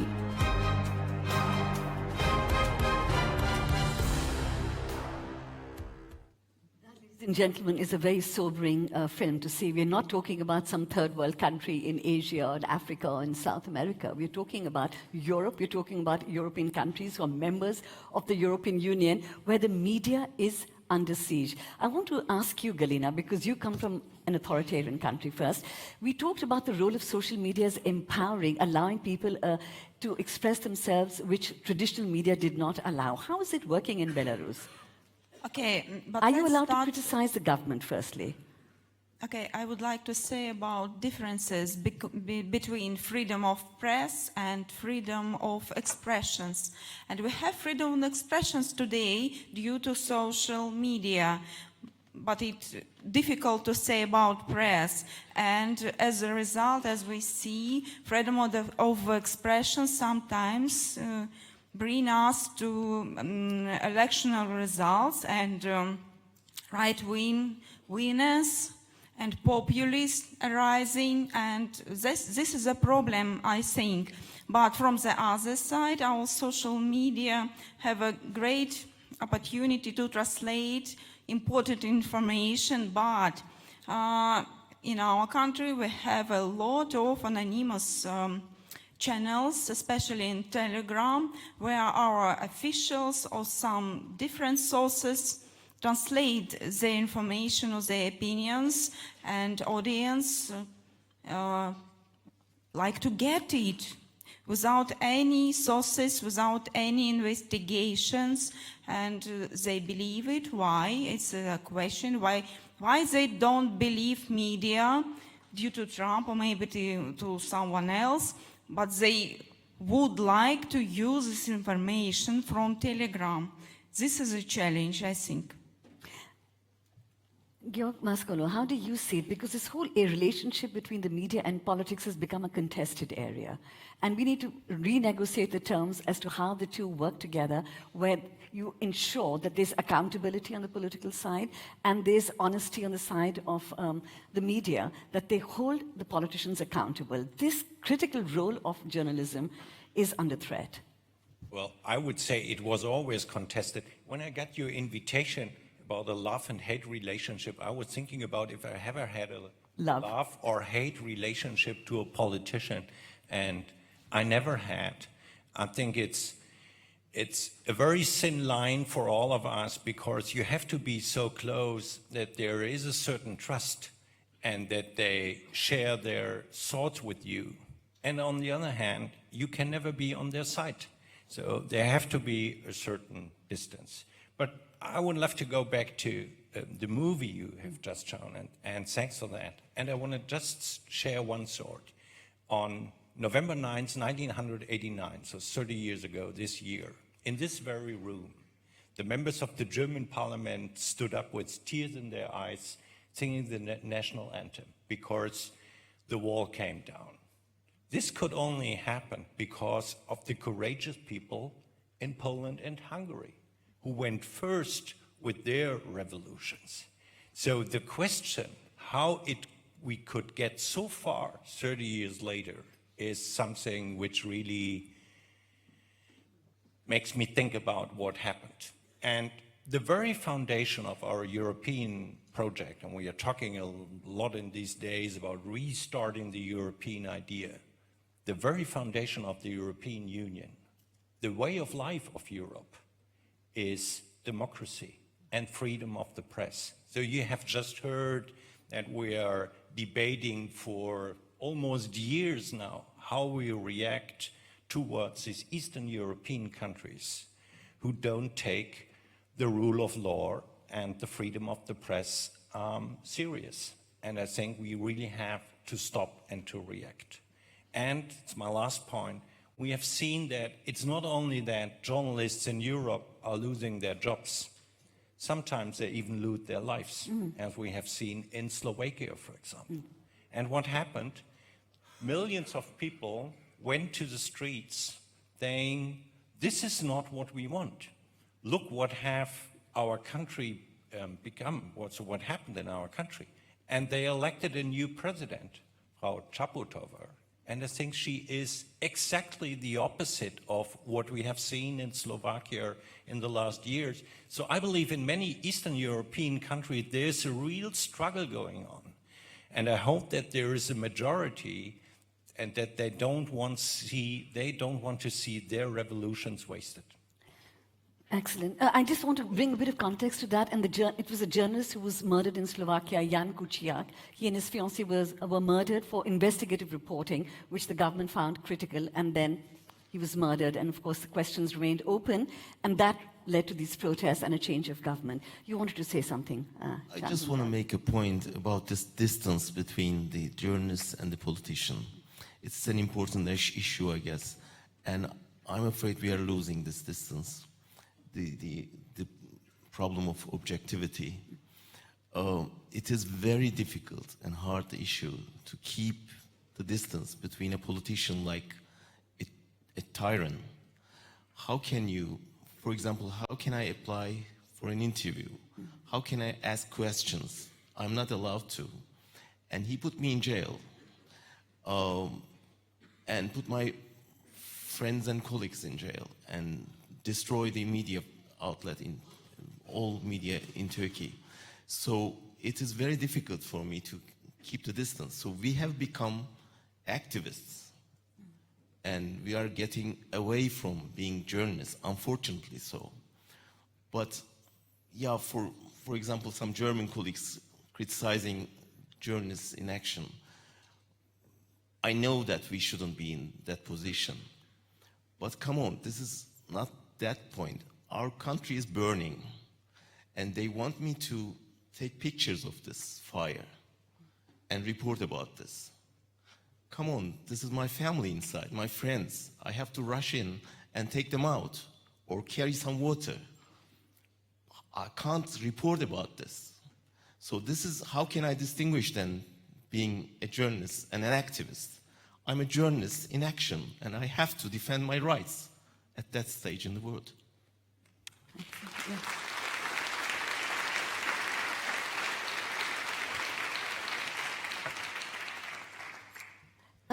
William, Michael Dobbs, talking about keeping the distance and talking about the European project with Georg Mascolo raised, I can't resist asking you about Brexit, because we just had European elections. Nigel Farage's party did very well, a party of populists, and many at that time, when the referendum was taking place, felt that the tabloid press, and including some broadsheets in Britain, played a very partisan role.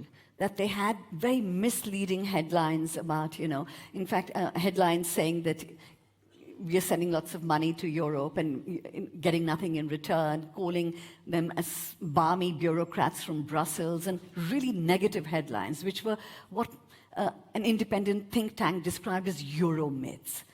So the power of the media also to carry misleading messages is quite strong. And has that really eroded the credibility of the media to some extent, and especially in context of Brexit?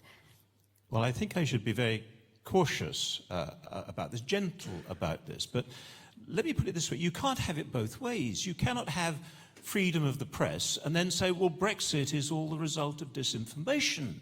You cannot blame, claim your rights on one side, and then when it goes wrong, simply say, well, this isn't fair. Now, let me continue with the point. And the minister made it. Brexit was a result of disinformation. It's very interesting that we talked about social media earlier. It's very interesting that those who rely most on social media, which is most outrageous and most irresponsible, actually were those who voted to stay, to remain. Those who rely less on social media, those are the ones who had lived with for them, the relevance, the cultural relevance, because you keep arguing as if the EU is only about economic benefits. It's not. It's a political and a cultural system. And I keep saying, I think that we have got this wrong. We need to be much more self-analytical about what that system stands for. Because look around the world. Let's go back to 1989. That wall came down. We had won. We had won that great global battle of ideas, and we had done it relatively peacefully. And yet today, around the world, we see independent countries looking at Western Europe and the West and saying, I'm not sure I really believe in that system very much. They're looking more to systems like China, who completely oppose the sort of systems that we stand for.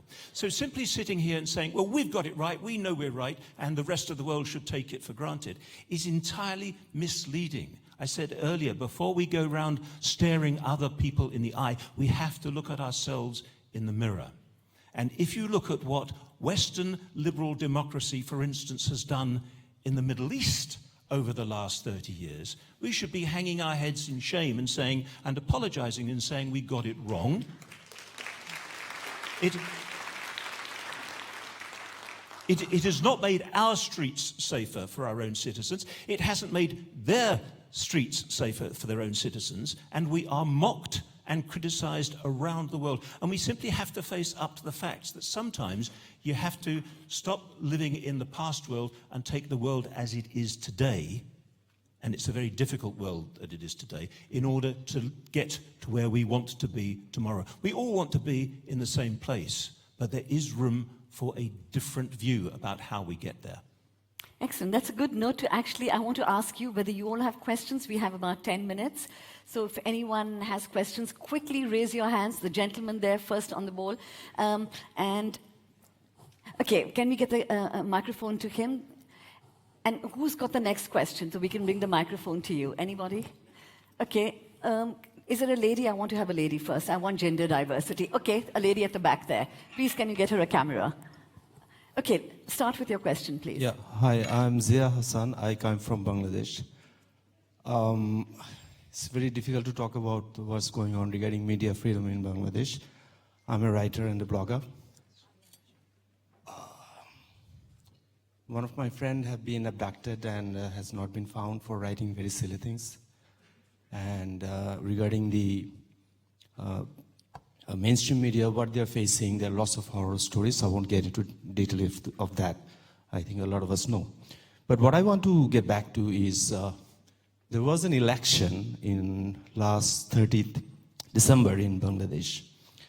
It was termed as transparently fraudulent by a lot of organizations. I want to quote even a German foreign ministry or foreign affairs committee. Hassan, may I just request if you just keep it a bit short? All right. We're a bit, so if what you just I pose the question that you have, and I'll do it's that. addressed to any one person. I get that. I'm taking Thank too you. long. Right. Yeah. So what I'm saying is that in German foreign ministry, senior officials has also criticized this election and how the government is conducting itself in terms of the freedom of speech. On the other hand, maybe after 10 to 15 days after the election, we have seen the German ambassador. He has gone and met the foreign minister, and he has sort of welcomed and said, we will continue cooperation. And the word of mouth in the country is that there are German business interests in Bangladesh. That's why German state or the European state or whatever, they're supporting the regime. So how do you really coincide with that? Here we are talking about freedom of speech and other things, but we are actively promoting or even supporting the regimes which are absolutely brutal. Okay, thanks, Hassan, for that. And there's a lady there. We'll take a few questions and then get answers. The lady there. And then please get the mic to a gentleman here in the grey suit and a red tie. Yes, please. Yes, good morning. Thank you for the opportunity. I'm Maria Sarungi Tahai, and I'm from Tanzania. And my question is going to be to the panel. Particularly, I was very touched about the fact of being a journalist and an activist. And my question is, isn't every journalist deep down really an activist? Because when you go out to find that story about funds being stolen, or you're going out to tell a story about a young girl who is not given her rights to go back to school because she's pregnant, that already makes you an activist. So my question to the panel is, when we talk about objectivity and we talk about impartiality, it doesn't really mean that deep down we don't care and we don't want to really give voice to the voiceless. That's my argument, and I would like to hear the opinion of the panel. Thank you very much. Thanks a lot for that. Thank you very much, Mr. Mahmoud from Sudan. I'm a journalist, Sudanese. My short questions, could the people on the floor explain us the relationship between the journalist and politics? Does the politician man like journalist, or journalist like the politician? Okay. Like Thank you. or lie? Oh, dislike or dislike? Okay. Okay. Thank you. Like or dislike. Okay, so we'll begin with the last question. Michael Dobbs, if you can tell us, do you think politicians and journalists like each other? Are they allies? Is there a codependency? They need each other, they love each other, hate each other? What's your view? As both a politician and a journalist, I hate myself.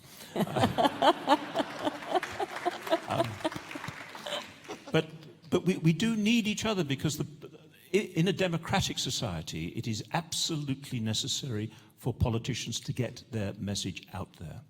And we still need the media in order to do that. But what we also need is the media to at least give a fair shake of the stick. The media is there not simply to sup from the bowl, but actually to question the ingredients of the soup.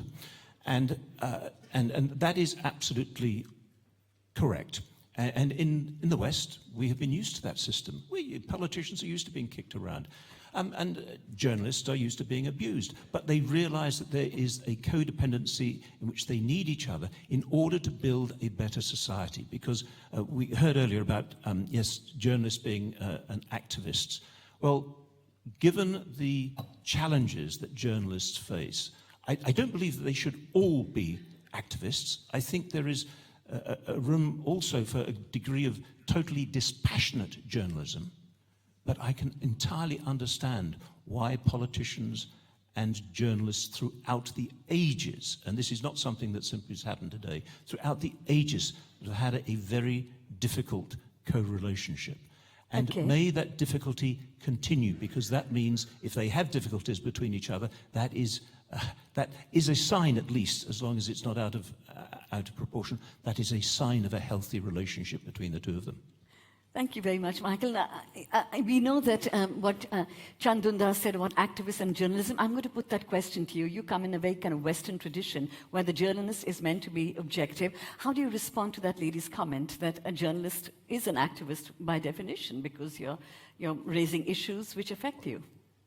How do you define it if you have such a discussion with colleagues from the whole world here, from all over the world? You know, I thought it when we talked about social media and what the shortcomings of social media are in these days, which is absolutely true. But on the other hand, I would argue that in many of your countries, social media is still a great benefit. So both is true. And when it comes to the question of activism or journalism. In my country or in the Western world, I would always argue that journalism is defending the system itself, and this is the democracy. So in these terms, you might be an activist. But when it comes to presenting the news, I would say in Western countries, we are not advocating. This might be different in countries like yours. So I can't give an answer here for the whole world. Right. And I want to get back to the question from our colleague from Bangladesh. I don't know this story, but I have one remark. Very often in my country, in Germany, we debate that there are certain things that Germans can't do due to their history. And I would always argue there is one thing we have to do all over the world because of our history. And this is defending democracy and free press. And wherever people get in danger, colleagues get in danger, I would always urge the German government to do more, exactly because of our history.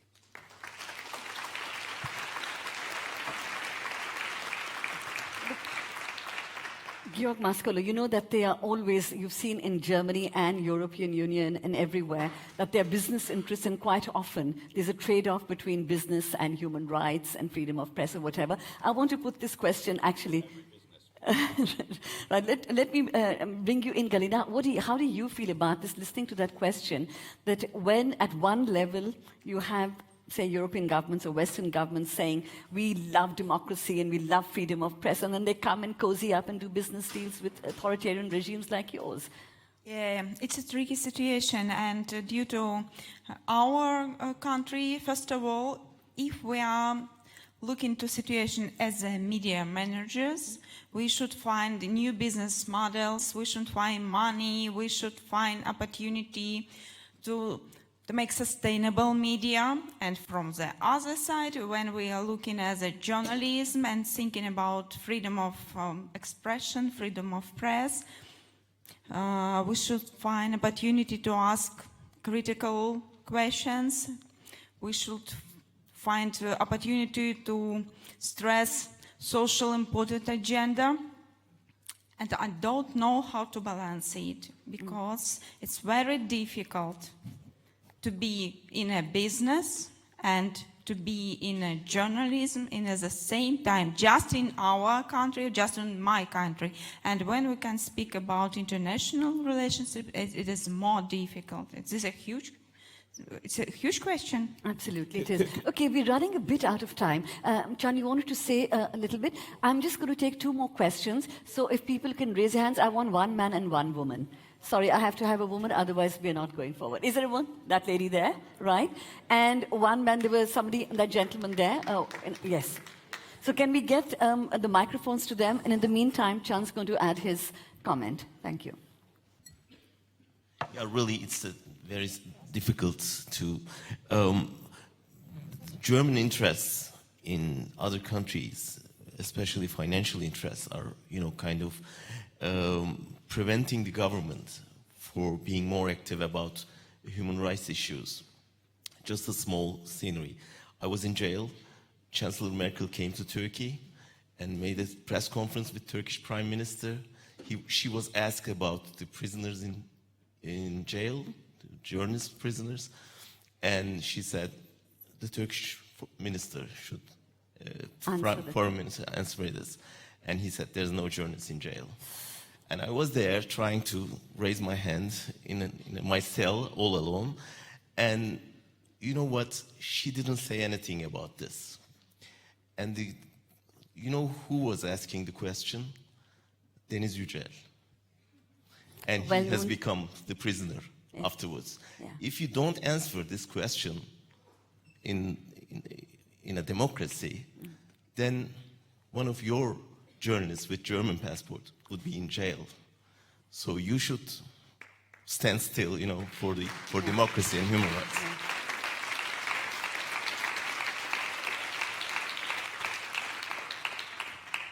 So we have our two final questions. There's a gentleman there. Where was the gentleman with the mic there? At the back? Hello. Okay. So who's got the mic? If you can please stand up and, yeah. Thank you. So my name is Mariam from Nigeria. My question is about the independence of the Western press. So, for example, whenever I watch CNN, it is so clearly pro-Democrats. And when you watch Fox News, it's so clearly pro-Republicans. And I think there's a similar situation. I'm not quite sure which paper it is, either Sun or Daily Mail in the UK, very pro-Labour, I think. Correct me if I'm wrong on that. But just from your opinion, do you think that the press, even in the Western countries, can truly be independent and free from their own biases? Okay, thank you. And which was the... Who's got the microphone? I am Ram Kumar Kamath from Nepal. And Can you just stand up? I can't see you. Yeah, I'm so sorry. I'm I'm Ram really Kumar sorry. Kamath from Nepal. Yeah. My question is, I agree with the panelist's remark that journalist relations with the politicians and the news sources are sometimes difficult. But the danger is if you are too close to politicians, you cannot write critical report. But if you play a devil's advocate's role, then I have seen some journalists are rendered unemployed, jobless. So what should journalists do now? How journalists can maintain that kind of balanced relations? Thank you very much. Thank you. And I had promised this gentleman, can you get the mic to him, please? And if you make a very brief final comment. My name is Dave. I'm from Kenya. I'm an environmental activist. I use art as an advocacy tool for action. But then I want to say that I think the media is in love with politicians. And my question really is about why is it that fundamentally deep-seated issues like environment, education, human rights actually get like 1% of space in international media? Why is it so? I mean, we have very deep-seated fundamental issues to talk about that are important to our well-being. Yeah. Environment is why we are alive, but we give it just 0.1% airtime. Why? Okay, very, very big questions. I have to ask my session 5 minutes? Thank you. Okay, so what we're going to do is that we've got just a few minutes now. I'm going to ask our panelists to make 30-second wrap-up comments responding to your questions. And the question is, what lies again fundamentally at the heart of the relationship between media and politics? Our friend from Nepal seemed to think that, they love each other and they hate each other. We had this gentleman say that I think the media is in love with politicians, but they're not dealing with fundamental issues. And we had the question of bias, that how unbiased is the media? So if I can ask all our panelists to make 30-second wrap-up comments giving their view on any one of these issues or both of them. Starting with you, Galina.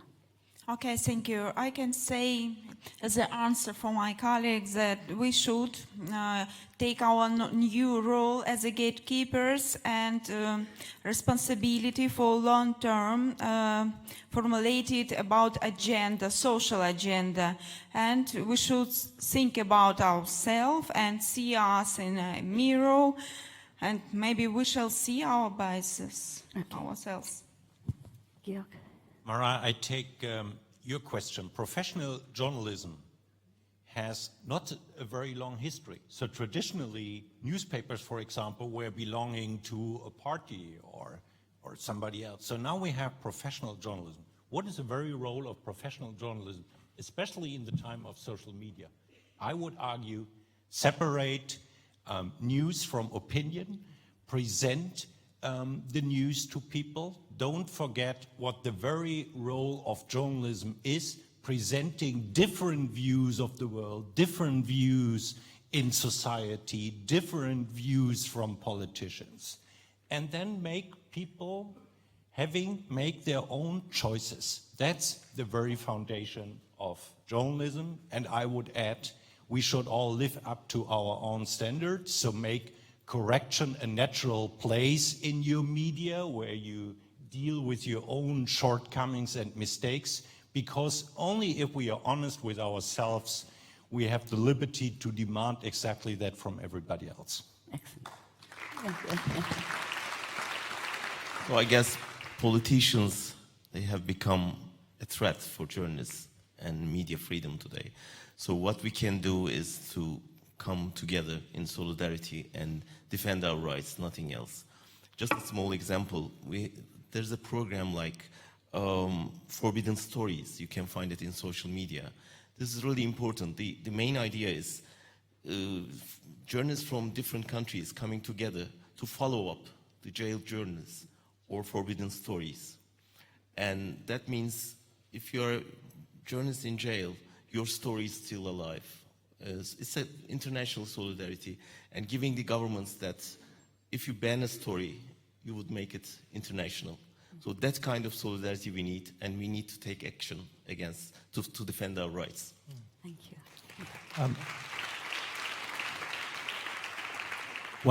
One final thought, if I may, and it really has been a privilege to be here today amongst such a global audience. I think the questions and the interest have been fabulous. But one final thought, and it's not about objectivity so much, it's about short-termism, which is a plague on both politicians and the media. I'll give you one very specific example.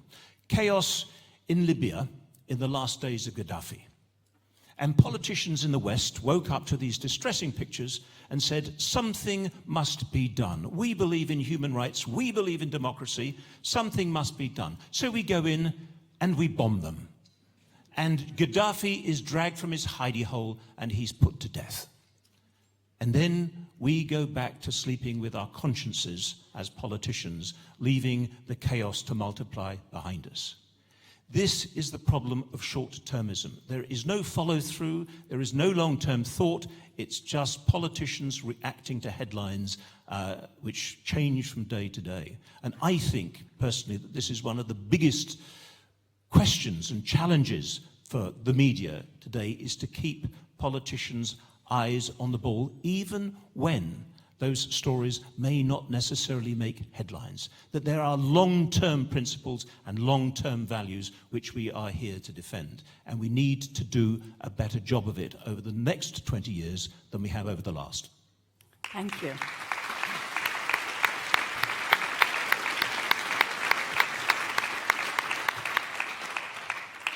So, ladies and gentlemen, we've now run out of time, and I want to thank all our panelists for their really insightful and wonderful contribution to this very important subject of freedom of press, media and journalism, media and politics, the love-hate relationship. Please give them a very big hand. Thank you.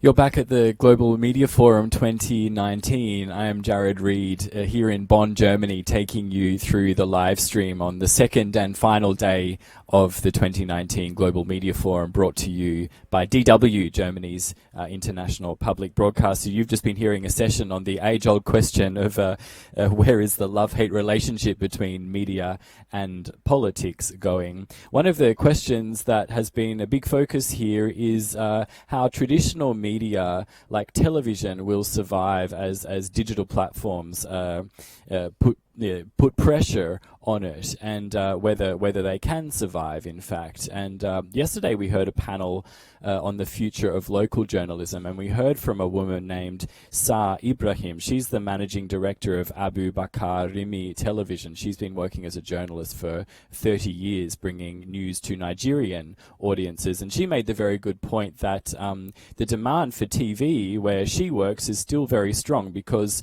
data is expensive receive, and that means a lot of people are not able to afford to get online to receive their news. And so after that panel, we spoke to her about the future of local journalism where she is, and she told us that she sees local communities as the basis for creating new ideas and offerings. So here she is. This is Sa Ibrahim, the Managing Director of Abu Bakarimi Television in Nigeria. Local journalism is struggling all around the world. Some local media outlets are facing financial restrictions which make it almost impossible to sustain a very high-quality journalism. I guess my guest knows just too well what I'm talking about. Ms. Sa Ibrahim, you are, as I understood, the head manager of a television broadcaster in Nigeria in the state of Kano, and this state has 10 million inhabitants. Is that still local journalism? Yes, I believe there is, because we have people in local communities, people who enjoy being in their local environment, people who do not come to the urban cities for whatever reason. Therefore, for them, local journalism is what they know and is what they believe in. We are dealing with a lot of issues, quite all right. We, the local broadcast stations, but we have to cater for the needs of these people in the local communities. And these are people who have quite a number of challenges. And to add to the issue of data and other things to do with the new media is just not there for them. So, Mrs. Ibrahim, I understand that you're state-funded. Is that enough money to provide a high-quality journalism? Not all the time. We could do better. But we try to do the best we can within the limitations that we have. But we can do better. And we try to go into partnership in some areas in order to sustain the gap that we have. And we are a public station. We are not supposed to charge for the services we offer, but because we need to survive, we need a little bit of some programs that we could sell or canvas for sponsorship in order to keep the system going. What is the feedback that you're experiencing from your community? I think they appreciate because, first of all, that is the area that they have access to. They have access to the local media, they have access to the local contents, they have opportunity to also put their voices. So they appreciate that. Of course, like I said in the panel, that we need to complement each other. We are not fixated on just remaining local, but we can do a little bit of both. But I don't see the threat in a near future the social media has, because we have to deal with the issue of credibility. Any good journalist must pay attention to credibility. Most of these social media outlets, they are anonymous. They do a lot of mischief. We have a lot of fake news that you deal with. For us, the local broadcast stations, everybody knows where to look for us. We get news. We don't go public with one-sided news. We have to get the other voice and the other side. So that gave us an edge over other new media. You mentioned fake news. That is one challenge, I guess. What are the other challenges that you're facing? The other challenges is that when you compare with the new media, there are a lot of space, there are a lot of channels to contend with, longer hours to deal with. And again, because we have longer hours, we have multiple of channels, you have to look for content, and content is very expensive. So it's another challenge that we have to deal with. Creating the content to fill in the airtime that has been provided, that has been expanding due to emergence of the new media. We're at Global Media Forum. Does it meet your expectations? What do you think? Well, we have part of the beauty of the local journalism is that because we are government funded, government provides the manpower. We have quite a large number. For instance, in my station, we have about 200 people under the payroll of the government. We also have about 100 stringers. We have a challenge, but not so much. That is how we are able to produce programs, because we have the manpower to do that. Despite the fact that we have the challenge in terms of funding, but since we have the manpower with very little input financially, they produce what ordinarily would have been very expensive for us to produce. You're here at the Global Media Forum. What did you expect when you came here? Well, my expectation has been met, because I expect to interact with people from different backgrounds. I expect to interact with people who do what I do but differently, because of different environment, and which I have met. I've met Anna from Bangladesh doing the same business but differently. I have met the other two gentlemen on the panel who do differently. We all do what we do, but differently. And we learn, and we're still learning about artificial intelligence. And so my expectation has been met, that I will meet people and I will listen to new ideas and see what I am doing differently, what am I doing, what do I need to improve upon. I am grateful that I'm here. What is your learning? What are you taking home from this Global Media Forum? My take home is that, yes, there's a challenge. Yes, we need to do more. We need to pay attention to the new media. But I think we need to improve our interaction with the local community in order to keep their trust in us. It is very, very important to be trustworthy, to be credible, so that we maintain their interest in us, for us to continue to be relevant. That is what I'm taking. I know the new media is there, but they are there to make money. That is the difference. The people must know that the new media, the social media, they are there to make money. They are capitalists, while we provide services for people for free. So that is the difference. That is the perspective we should be looking at. And until a long time to come, we will still be relevant, especially in our communities. I don't know the developed world. Probably everybody is fine. Everybody has access to internet. Everybody has access to electricity. But for us in our communities, electricity is still a challenge.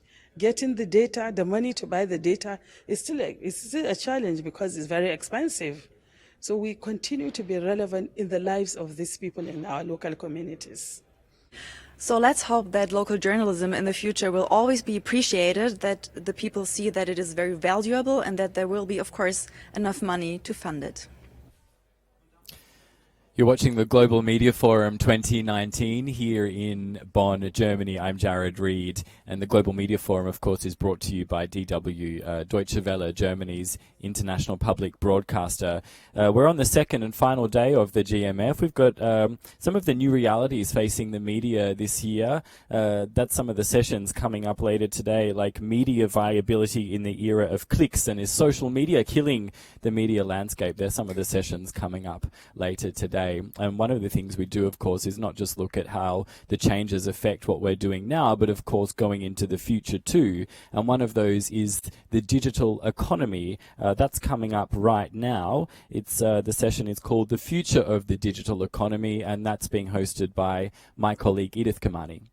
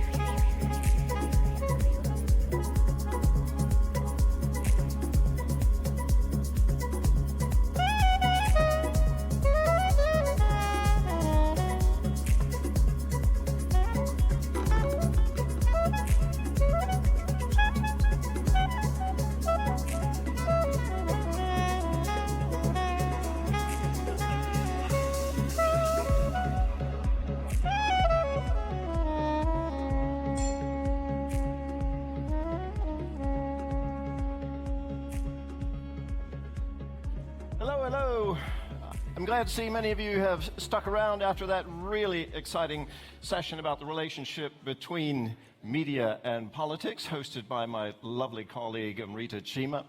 Amrita and I are fellow anchors with DW News in Berlin, and it's my great pleasure at this point in the session to take over and moderate our next session on the future of the digital economy. I'd like to invite anyone that's outside who would like to join us to come on in now, take a seat, because what's coming up is extraordinarily interesting and affects us all in ways that we don't really know yet.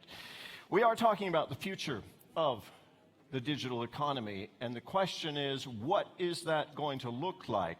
Will it be largely beneficial? Will it bring prosperity and opportunity to people around the world, empowering people all around the planet? Or will it be dominated by unscrupulous mega corporations with little or no accountability, moving so fast that governments and regulators can't begin to keep up with them? Big tech has already permeated our lives to the point where companies and corporations can monitor our every move. They, in some cases, know us now better than we know ourselves.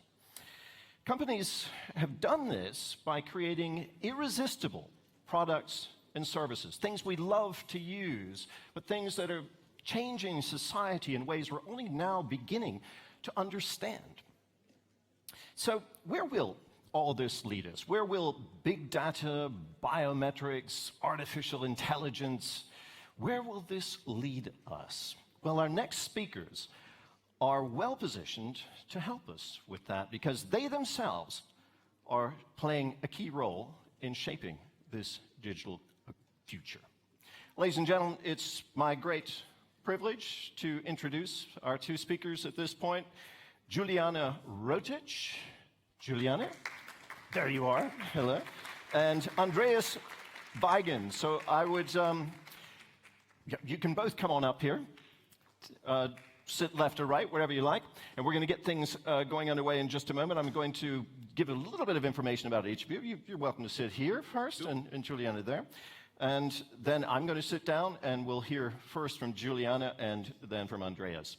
I'll start with the biographies, just so you understand who you have here. We're really, really happy to have them here at the Global Media Forum this year.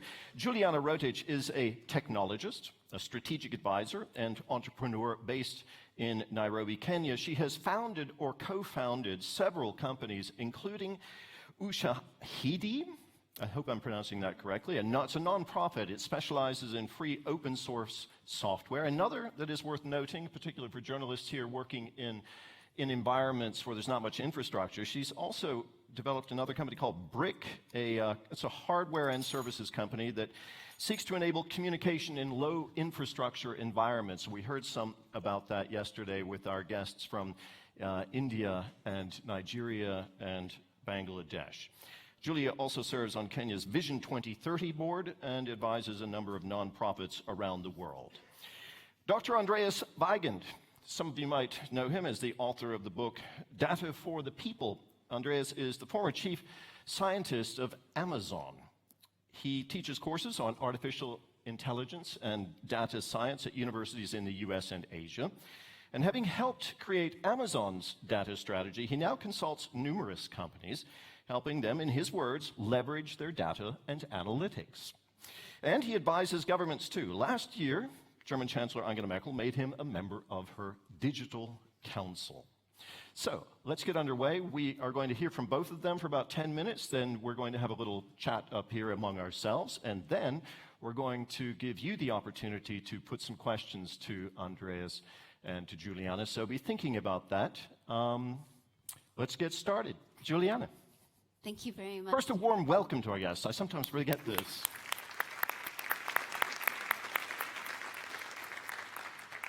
Good afternoon, everyone.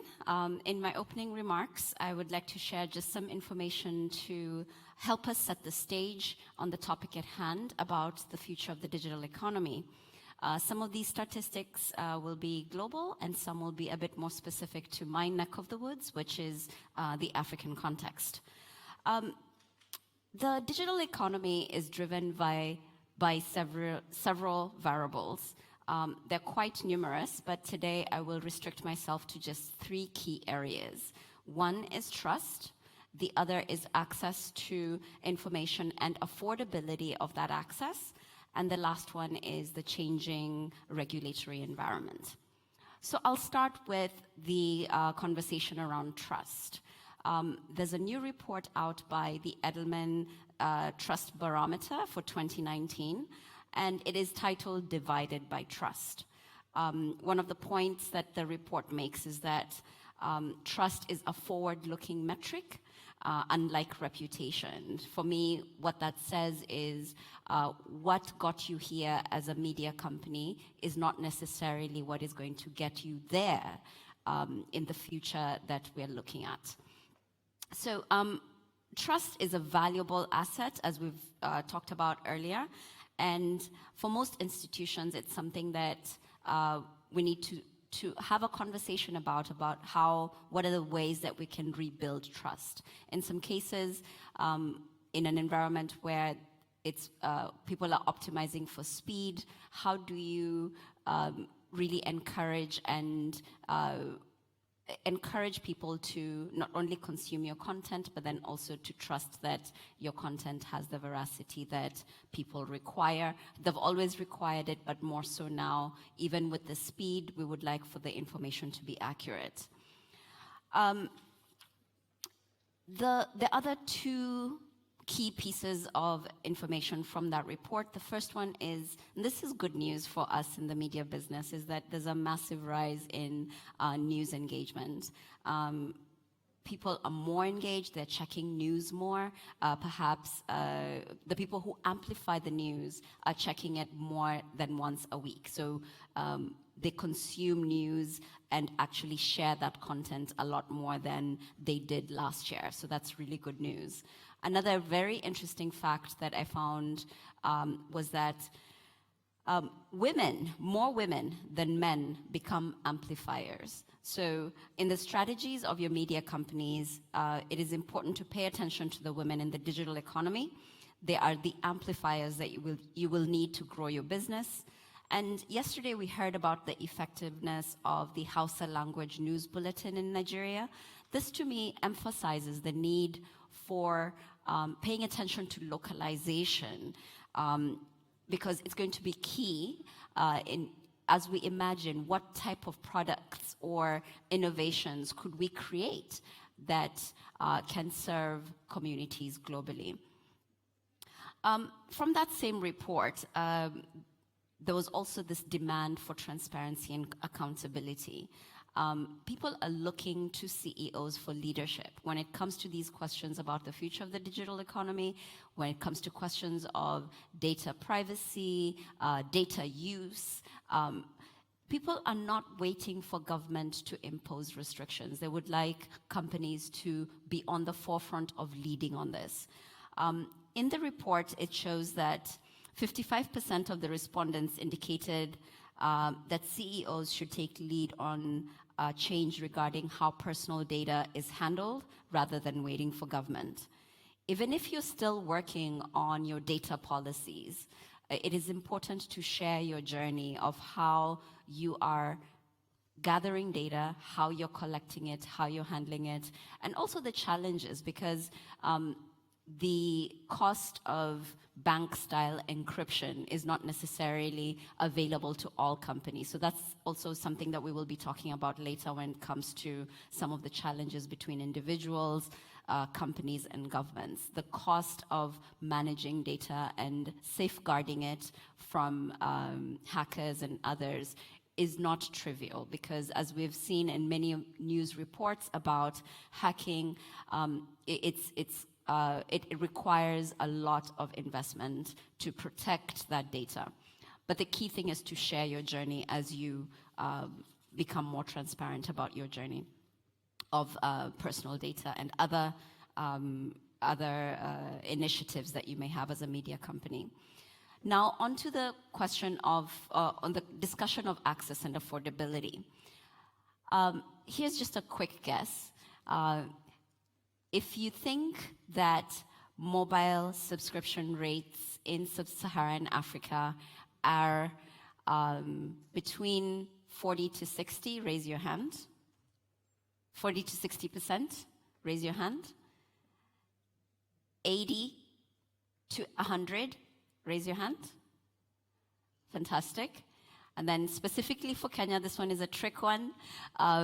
If you believe that mobile subscription in Kenya is more than 100%, raise your hand. Fantastic. So a couple of you, if I had some prizes, I would give you that, because in Kenya, mobile subscription rate is now reported at more than 106%, which accounts for the fact that more people have SIM cards in their pocket. But generally, in sub-Saharan Africa, it's about 85%, and it's projected to go to about 100% by 2020. So this is key to think about, because SMS as a channel for news dissemination is still something that is valid, although that will likely decline as more and more people in sub-Saharan Africa have access to smartphones. And then when it comes to smartphones, we can't just take it for granted that if somebody has a smartphone, then they do have access, because there's a recent report by Nendo, which is a very interesting company out of Kenya, that provides information about context, consumption, and control. One of the ideas that Nendo puts forth is that in 2010, airtime was added to the tracking of Kenya's consumer price index, owing to its place in society and economy.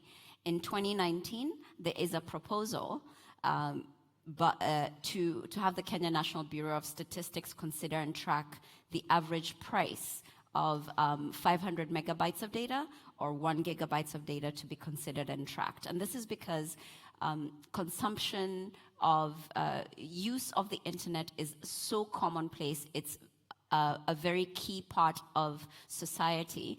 But then the question is also that affordability. Is it really accessible? And if we're talking about an informed public, how can I be informed if I can't even afford to go online to get the news that I want?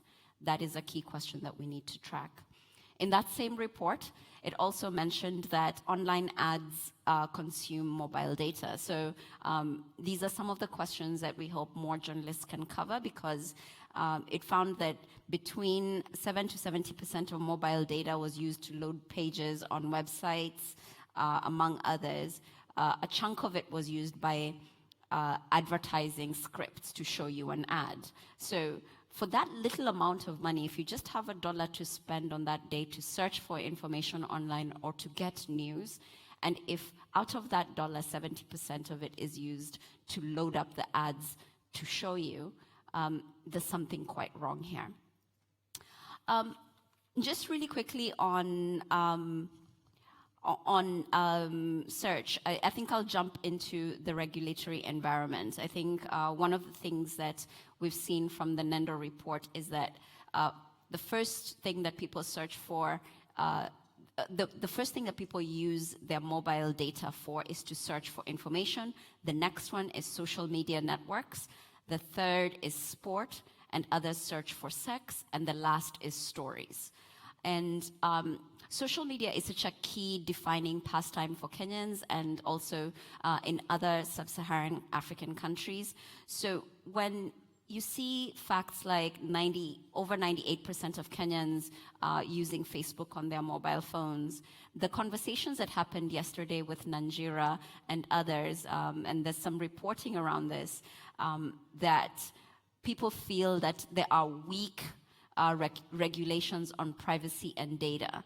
So 95% of people using Facebook and social networks on their mobile phones, but on the regulatory front, we don't have clarity on any data protection or any privacy rules. There are some laws that are making their way through the government in Kenya and other African countries. However, broader considerations on well-being, for example, some of the work from the Center for Humane Tech. These are many, many questions that need to be asked. So I'll turn it over to Terry, where we'll discuss a little bit more during the session.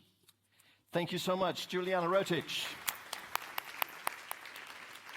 Some of the issues that you raised just now, particularly at the beginning of your talk, we will be exploring a little more deeply in our conversations, discussions surrounding trust, which is a key question that many people have today.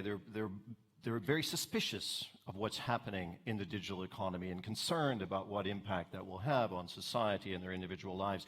Questions of transparency and accountability also coming up. We're going to explore those in just a moment. But first, we're going to hear from Andreas Weigand, who has also come all the way from Silicon Valley, or at least from San Francisco, though he has German roots. You might hear a slight accent. So he has a foot in both worlds very much and is a man of the world. Andreas Weigand.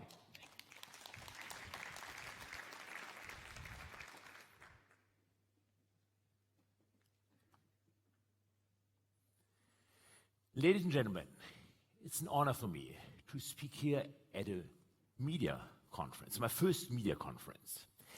And I wanted to start by thanking the organizers, thanking Deutsche Welle, for having done a truly wonderful job of bringing together this extremely diverse audience of people. Thank you.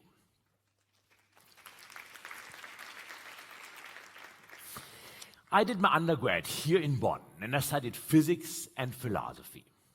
And then in 1986, I went to Stanford to do my PhD in artificial neural networks.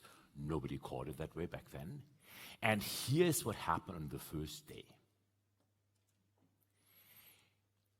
My PhD advisor gave me a terminal and a modem.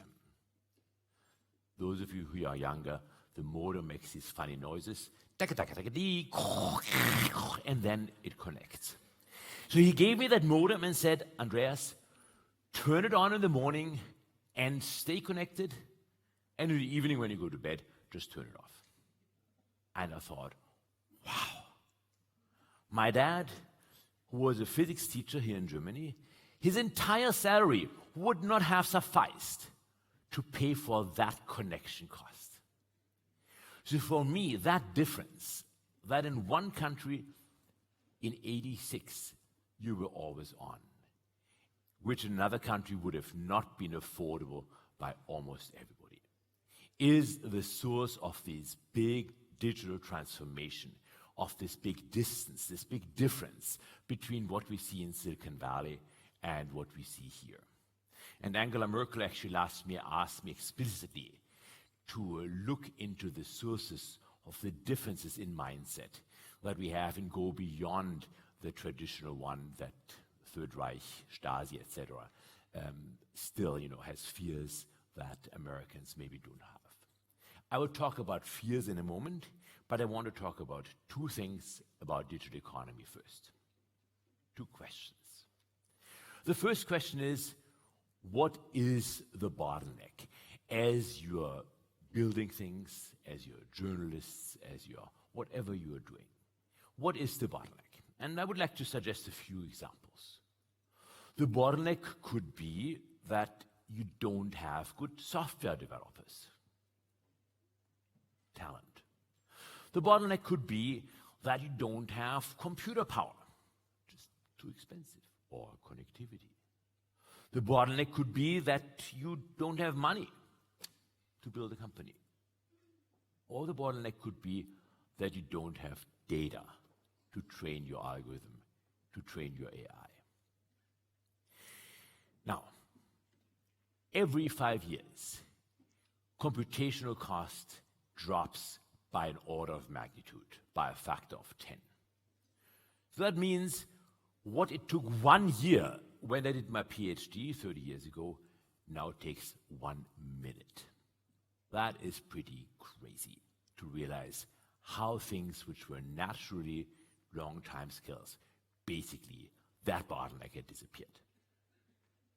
The same is true for data creation. Computing services, as you probably know, Amazon Web Services powers the internet, the Department of Homeland Security, Apple. So pretty much computational resources have become pretty cheap for anything people like us would want to do. So what's left after the fog settles? Two things. Data. Well, if you're Google or Facebook, it is almost an insurmountable obstacle for anybody else to get to similar data, to build similar models, to make similarly good predictions.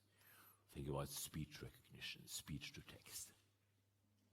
But now, even if you come up with a proposal, as we did in the Digital Advisory Board, to force large companies to share a certain percentage of their data GDPR compliant, even if you did this, at the end of the day, I think what's left are incentives.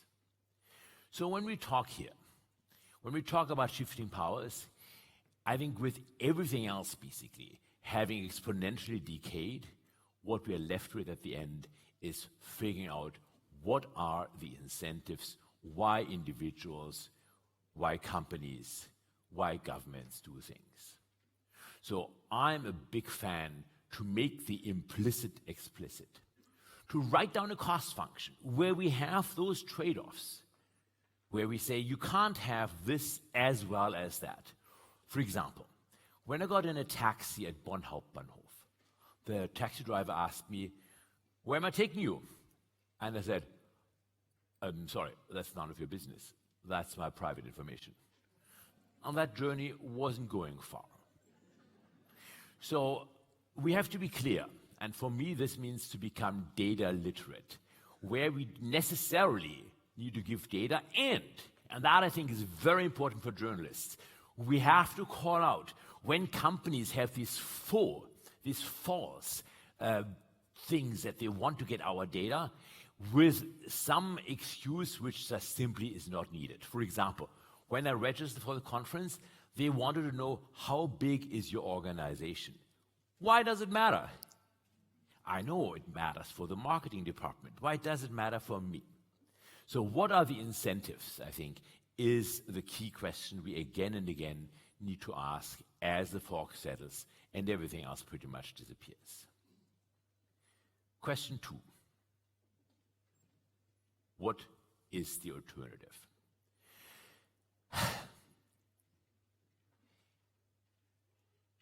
It is easy for Google or for Facebook to say, well, you don't need to use our services. But that is no longer the case. We cannot really live an included life if we cannot use the web. So in the US, we call it the right to access or the right to be connected. The EU has a similar idea. So for me, what is the alternative? The alternative is not to try to be off the grid for more than a couple of days. The alternative is to think about what should we ask for as individuals, as citizens. What should we ask for to get an exchange to the data where we can't do anything but share those? So many organizations, including yesterday, Jaron Lanier, ask, I think, the wrong question. It is not important whether I get $1 from Facebook a quarter or not. By the way, that fine, which Facebook was almost hit with last week, $5 billion, it would have been $1 per customer. What? The violation of my data is worth only $1? Isn't that sad? So sometimes it's worth really to put things into perspective. And the sad thing is that as the fine was announced, the stock price went up, corresponding to $30 billion, 6 times the amount of the fine. So those things are quite complicated. What's the alternative? To become data literate, I think that's the task which I take very seriously, to help people understand where are their logical necessities and where is it just fake interests of organizations, of companies, of governments, to try to get to information which you wouldn't want to give to them. third question, and I think maybe the most important question, more for the discussion which we'll be having, is what are your data fears? What is it really that you're afraid of? We all have some fears about our data, and I invite you to think for a moment, what really is it that you're afraid of? I think a lot of hypocrisy will disappear if there's more transparency.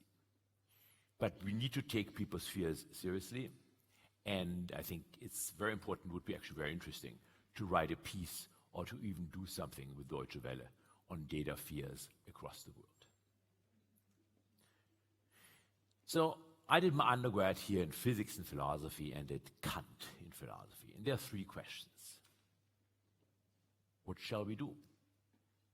The answer is discuss the cost function. Discuss the trade-offs as society. 2, what can we know? That, for me, as a physicist, depends on the data we can collect. And third and lastly, the question about identity. Who are we? And there, I want to leave you with a question. Are we what we post? Or are we what we do not post? Thank you.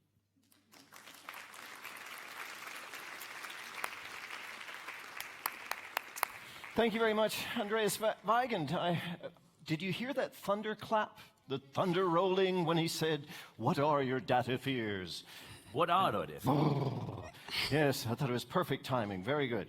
Thank you so much. And we are going to pick up on some of those questions and indeed some of the fears, because that is driving much of the discussion about the future of the digital economy. And some of these fears are quite diffuse. We don't really know even what to be afraid of, because we don't know what is coming and what is being done with our data, or what the technology can do to us moving forward. All of this is the digital economy evolving without us really understanding it. So these are very legitimate questions, wonderful questions. I'm going to begin with a question to both of you to get things going. Since the theme of this conference is shifting powers, I would like to ask you how you see the current power relationship between individuals, companies, and governments, somewhere of civil society in there, but think about it in these terms. Individuals, companies, and governments, what is the current power relationship in the digital matrix?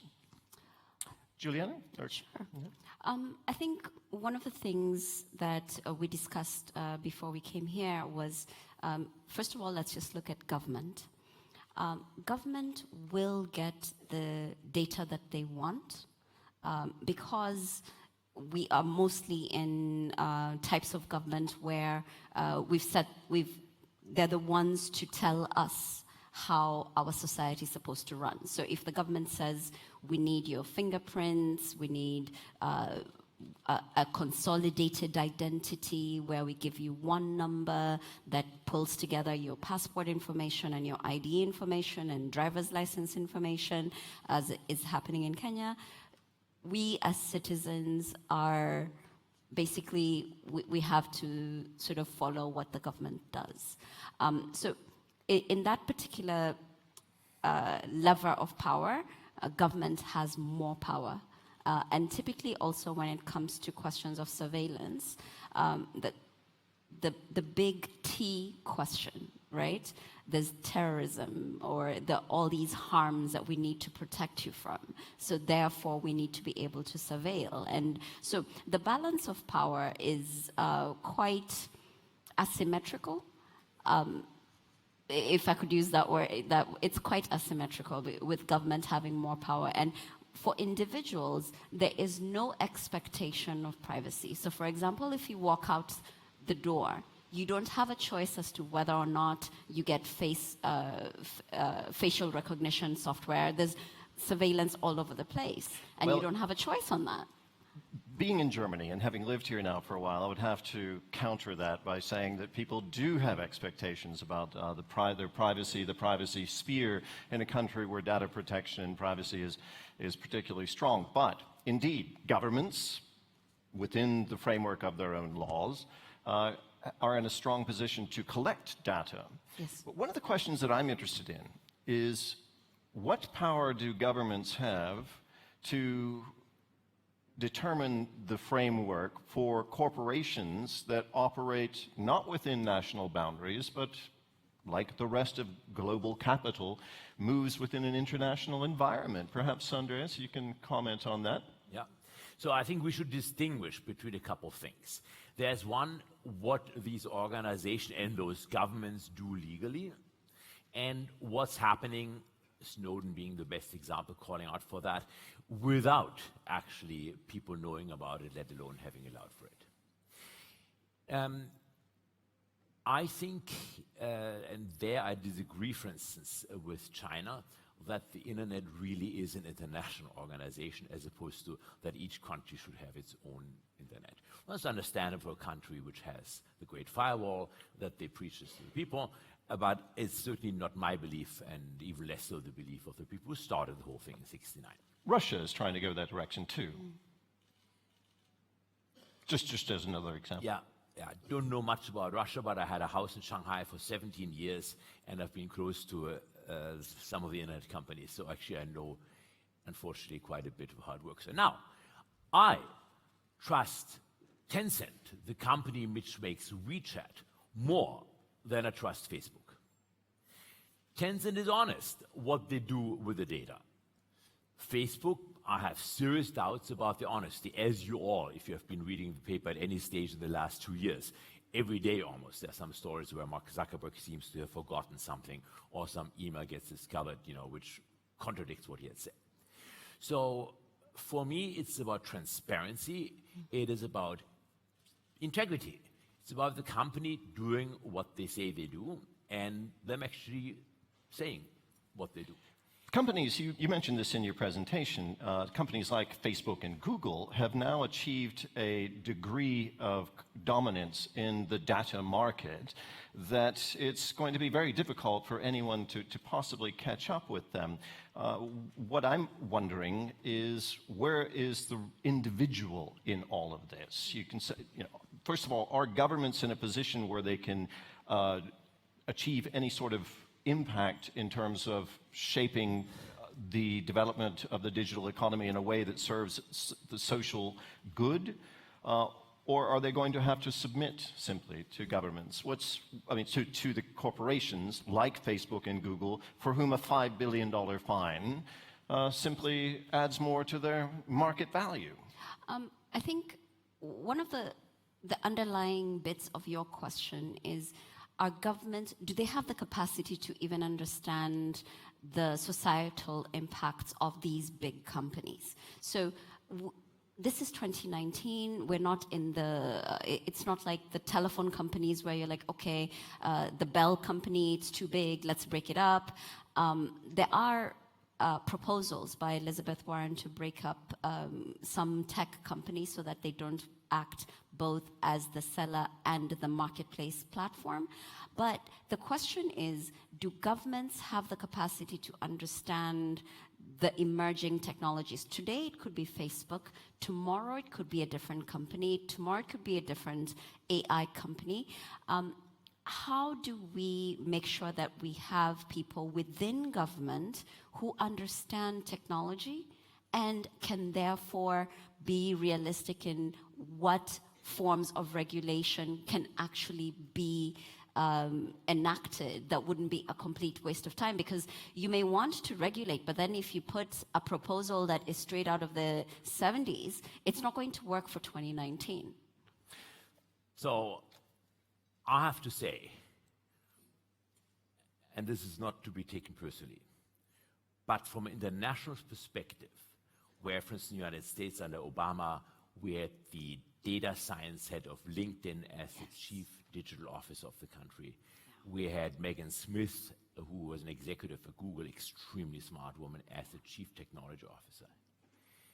Seeing in this country the intellectual ability and the digital knowledge of our digital Staatsministerin Baer, I first thought, when I saw it in Heute Show, I first thought that was a joke. So how is it possible that this country, we do not have competent people at competent positions in the government? Now, I'm not talking, for instance, I had dinner with our Vice Chancellor and Finance Minister, and after the end of dinner, I wanted to get myself an Uber, and I realized Uber is not allowed here. So, why do we not have that here? To the Finance Minister. And I said, we don't need this. We have a taxi app.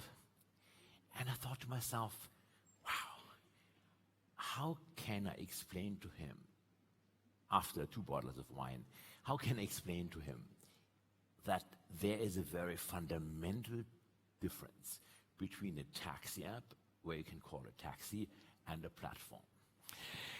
But then I realized the poor dude doesn't stand on the street waiting for a wave of taxi. He has probably his driver in the bulletproof car. So This is he true, lacks too. that experience. There are a couple of things in a room here. First of all, the whole question of regulation of the ride-hailing service in countries that touches on other issues well beyond the digital economy, and that's part of it, but that's not entirely what's at issue there.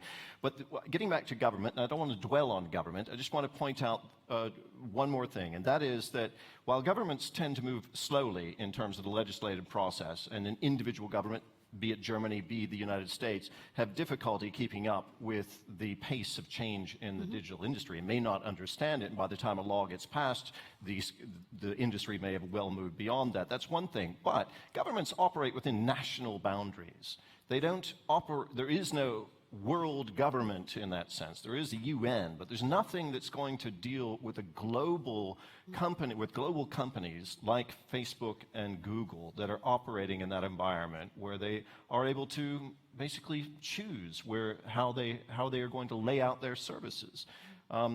Anyway, because we don't have a lot of time, I'd like to just keep moving and bring in the role of the individual, because we are all individuals. We all have a private identity. We all have our own private data. We heard yesterday in the morning from Matthias Döpfner, the head of the Springer publishing house in Germany. He said that personal data always belongs to the individual. Will always belong to the individual. Only the individual can own it. Now, you can take issue with that, but my question is, when we sit down at our computer, all of us, every day, and we call up a website, and we are asked to click away the consent form, that if you've ever looked at what is written in those, is this not just a massive recognition of our own powerlessness in the digital age? So I think, Matthias Döpfner has said many wise things. I think yesterday that was not one of them. Because if you say, you own your data, it totally begs the question, what does it mean to own your data? The value of data is in sharing. And so it's very different from owning a glass of water, if a drink is done, to owning data. So I think there's a big discussion where I don't think anybody really has the answer. So we should acknowledge that that's something which we need to figure out, as in German, Besitz und Eigentum. It took hundreds of years to distinguish those two things about ownership. That's an important question for us to move forward. What does it mean, as opposed to saying, you need to own it, which is almost a populist approach. Would you like to comment before we open the floor to questions? Because unfortunately our time is moving so quickly, and I do want to hear from our audience on these questions, because we are talking about something that affects us all. Yeah, I think just to summarize, I do agree that what does it really mean to own data? And I think when it comes to the African context, where sometimes in order for you to access even just basic services, let's say if you're using Facebook Basics or other free services, the interchange is that instead of you paying for something, you give me the data, and that is the currency that I use. And I just wanted to mention that our ICT minister for Kenya is the former executive from Google, so it's kind of like a point of pride for us. And he's doing a lot in terms of AI and blockchain task force and other bits on data and privacy. Actually, that model which Google and Facebook has, that they own your data.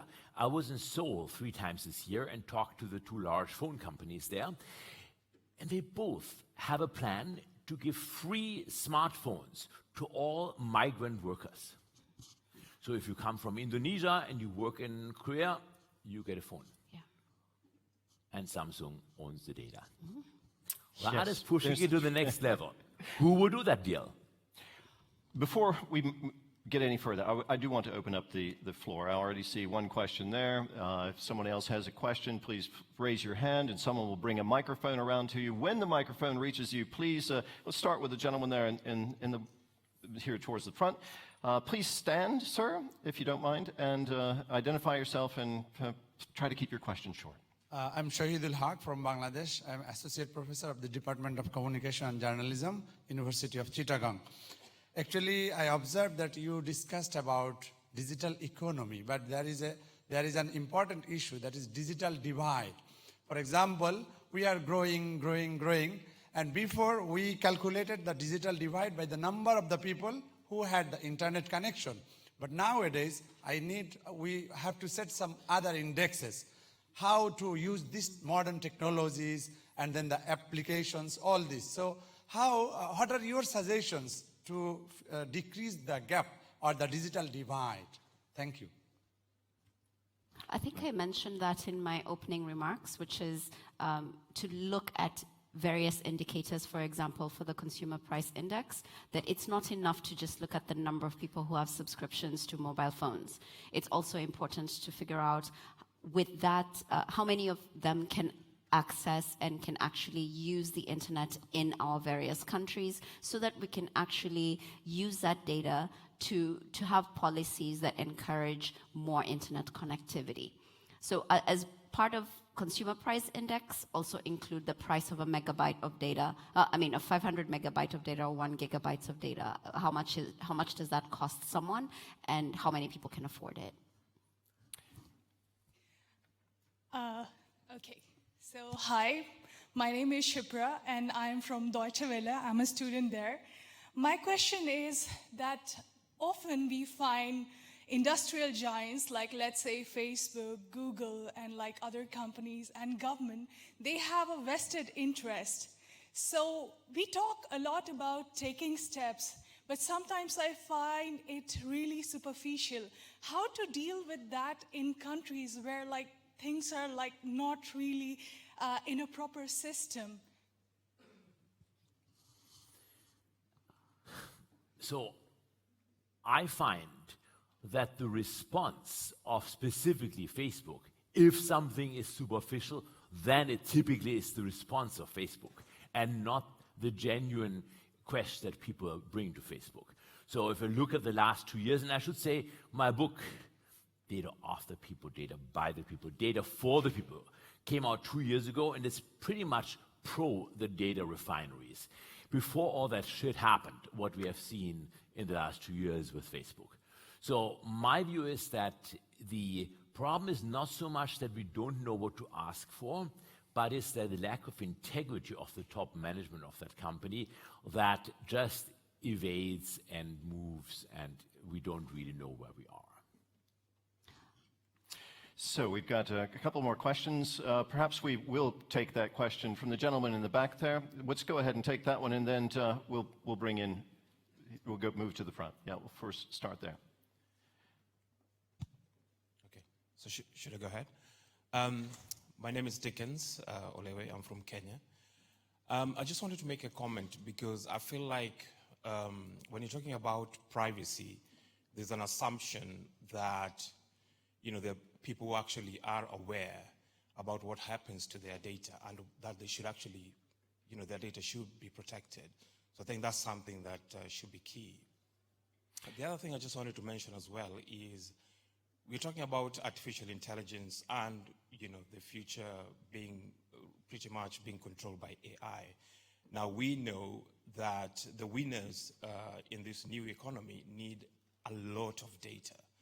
So what's the conversation like when it comes to what artificial intelligence in matters privacy? Because we know, like for example, in China right now, your average person assumes that there's constant harvesting of their data.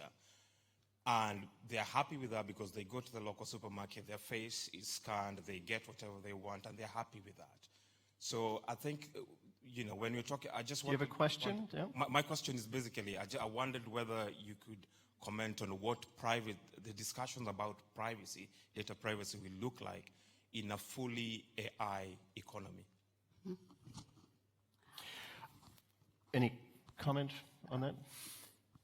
Just really quickly before you jump in, I think there is more that needs to happen in terms of journalists covering technology stories, so that it makes it clear to the people reading these stories about issues of privacy. Why should you care about your privacy? Let's say in Kenya, if there's a product and it is free, it's not necessarily free. And I think one of the points that Dr. Weigand made earlier is, how can we make the implicit explicit, right?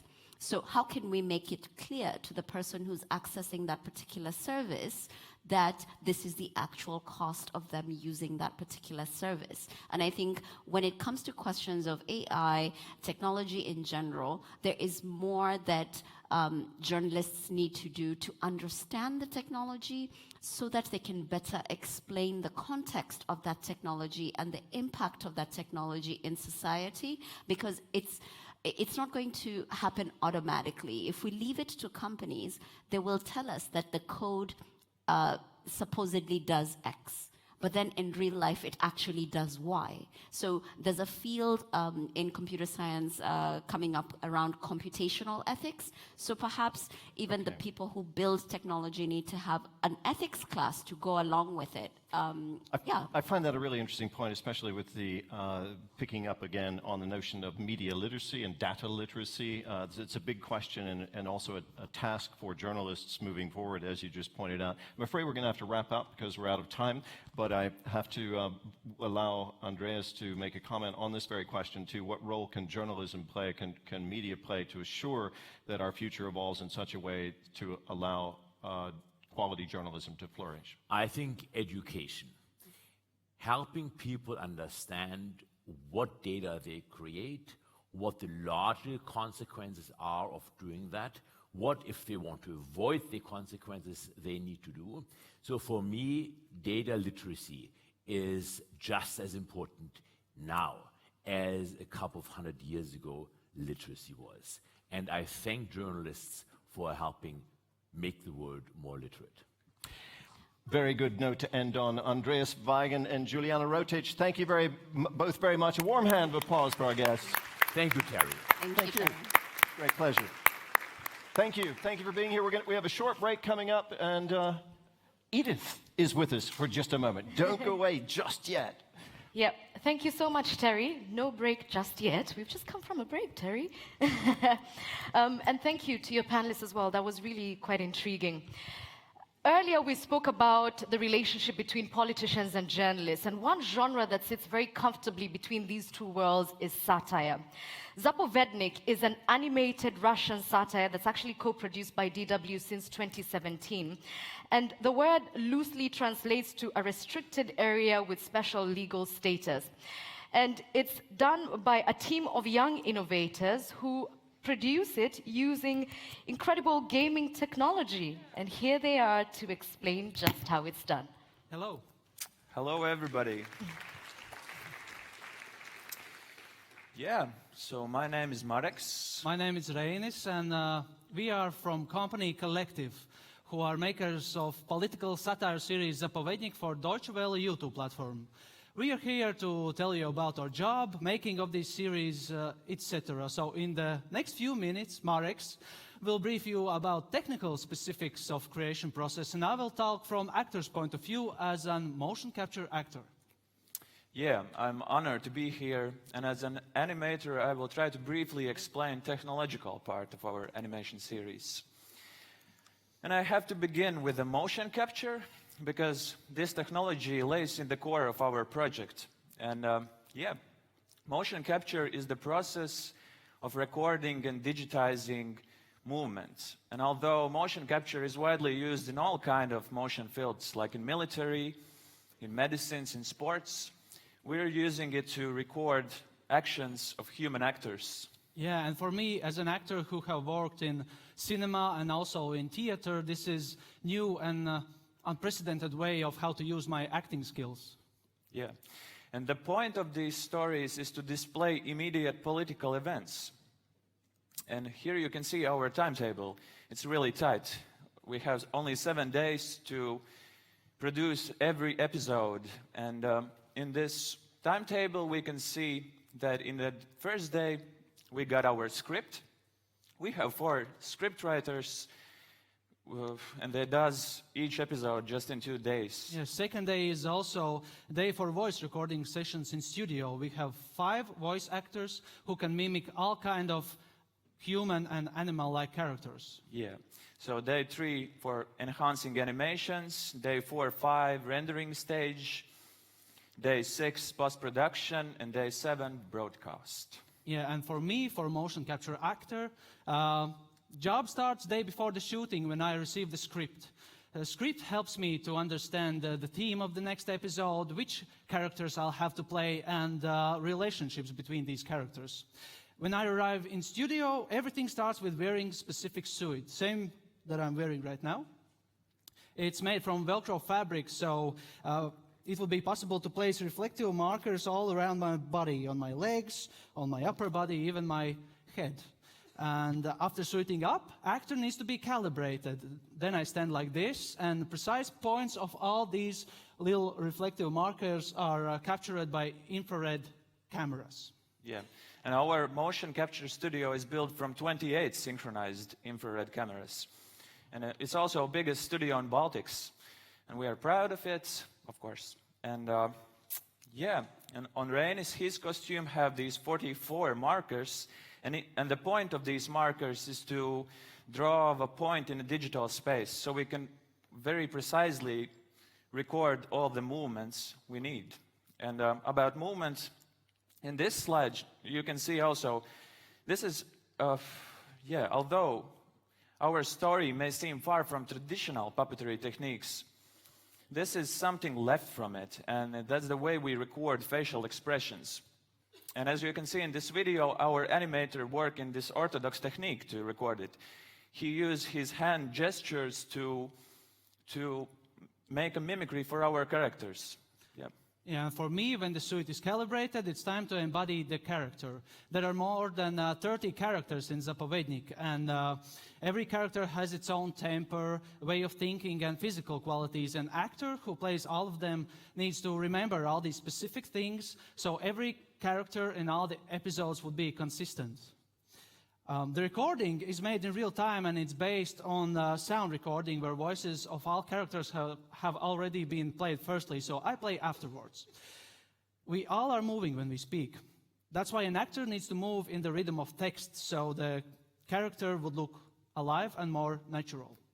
Yeah, and once the data is recorded and cleaned up, we are moving to our animation softwares, where we can add some details we couldn't record in motion capture, and also we can make more complex interactions between characters and objects. And I have to mention that in one episode, all characters are played by one actor. This is also an uncommon thing for me, because it's quite hard to be a partner to yourself in cinema or especially in theater. Yeah. All right. So in next slideshow, we can see very graphical images. And it's not a contemporary art, although it may be. And I always take pictures of these images, because I always think maybe in the future I will be able to exhibit in some art gallery or somewhere. But still, these are mistakes. These are graphical glitches. And the way it happens is when some tiny light beam hits the camera lens of our motion capture system, then this trouble appears, and we have to be sure that before the broadcast we get rid of all of these mistakes. Yeah. And okay, moving forward, this is also a picture from different angle. Yeah, and Unity. That's our almost final stage for animators, and in this stage, yeah, you can see also the animation. So Unity is a game engine, But we use it not only because of visual result, which is pretty satisfying, but most of all because it allows us to be present in time. And in this particular project, time is our enemy, because we always have to be very fast. We have to work fast, and Unity gives us this ability. And yeah, we make one episode in 1 week, and this 1 week window is also used by makers of South Park or Saturday Night Live. It provides content that reflects about situations that spectators still have in mind and are ready to react to. Yeah, and most of the CGI cartoons you can see nowadays in television or mostly in other media sources is made up by more heavier engines with complex computing power demanding machines, which could take weeks of rendering time. And Unity is perfect for us. And everything after is just a cherry on a cake. Typical post-production work done in softs like Premiere and After Effects. And in case, if any one of you guys are interested to see visual evolution of our program, you can feel free to visit our YouTube channel, and you can compare the first series with the latest ones. Yeah, so Zapovednik have all year long season except for a few weeks in summer when everyone, also politicians, are having vacations. Of course, our series are based on satire comedy-filled storyline, and characters are only Muppets that execute movements, but everything that actor does in this motion capture process makes our Muppets more alive and believable. Nowadays, YouTube is a modern global platform that allows our spectators to watch our series whenever and wherever they want. That is one of the main factors for successful viewing experience. In conclusion, we are inspired that political events all around the world is brilliant material for our series.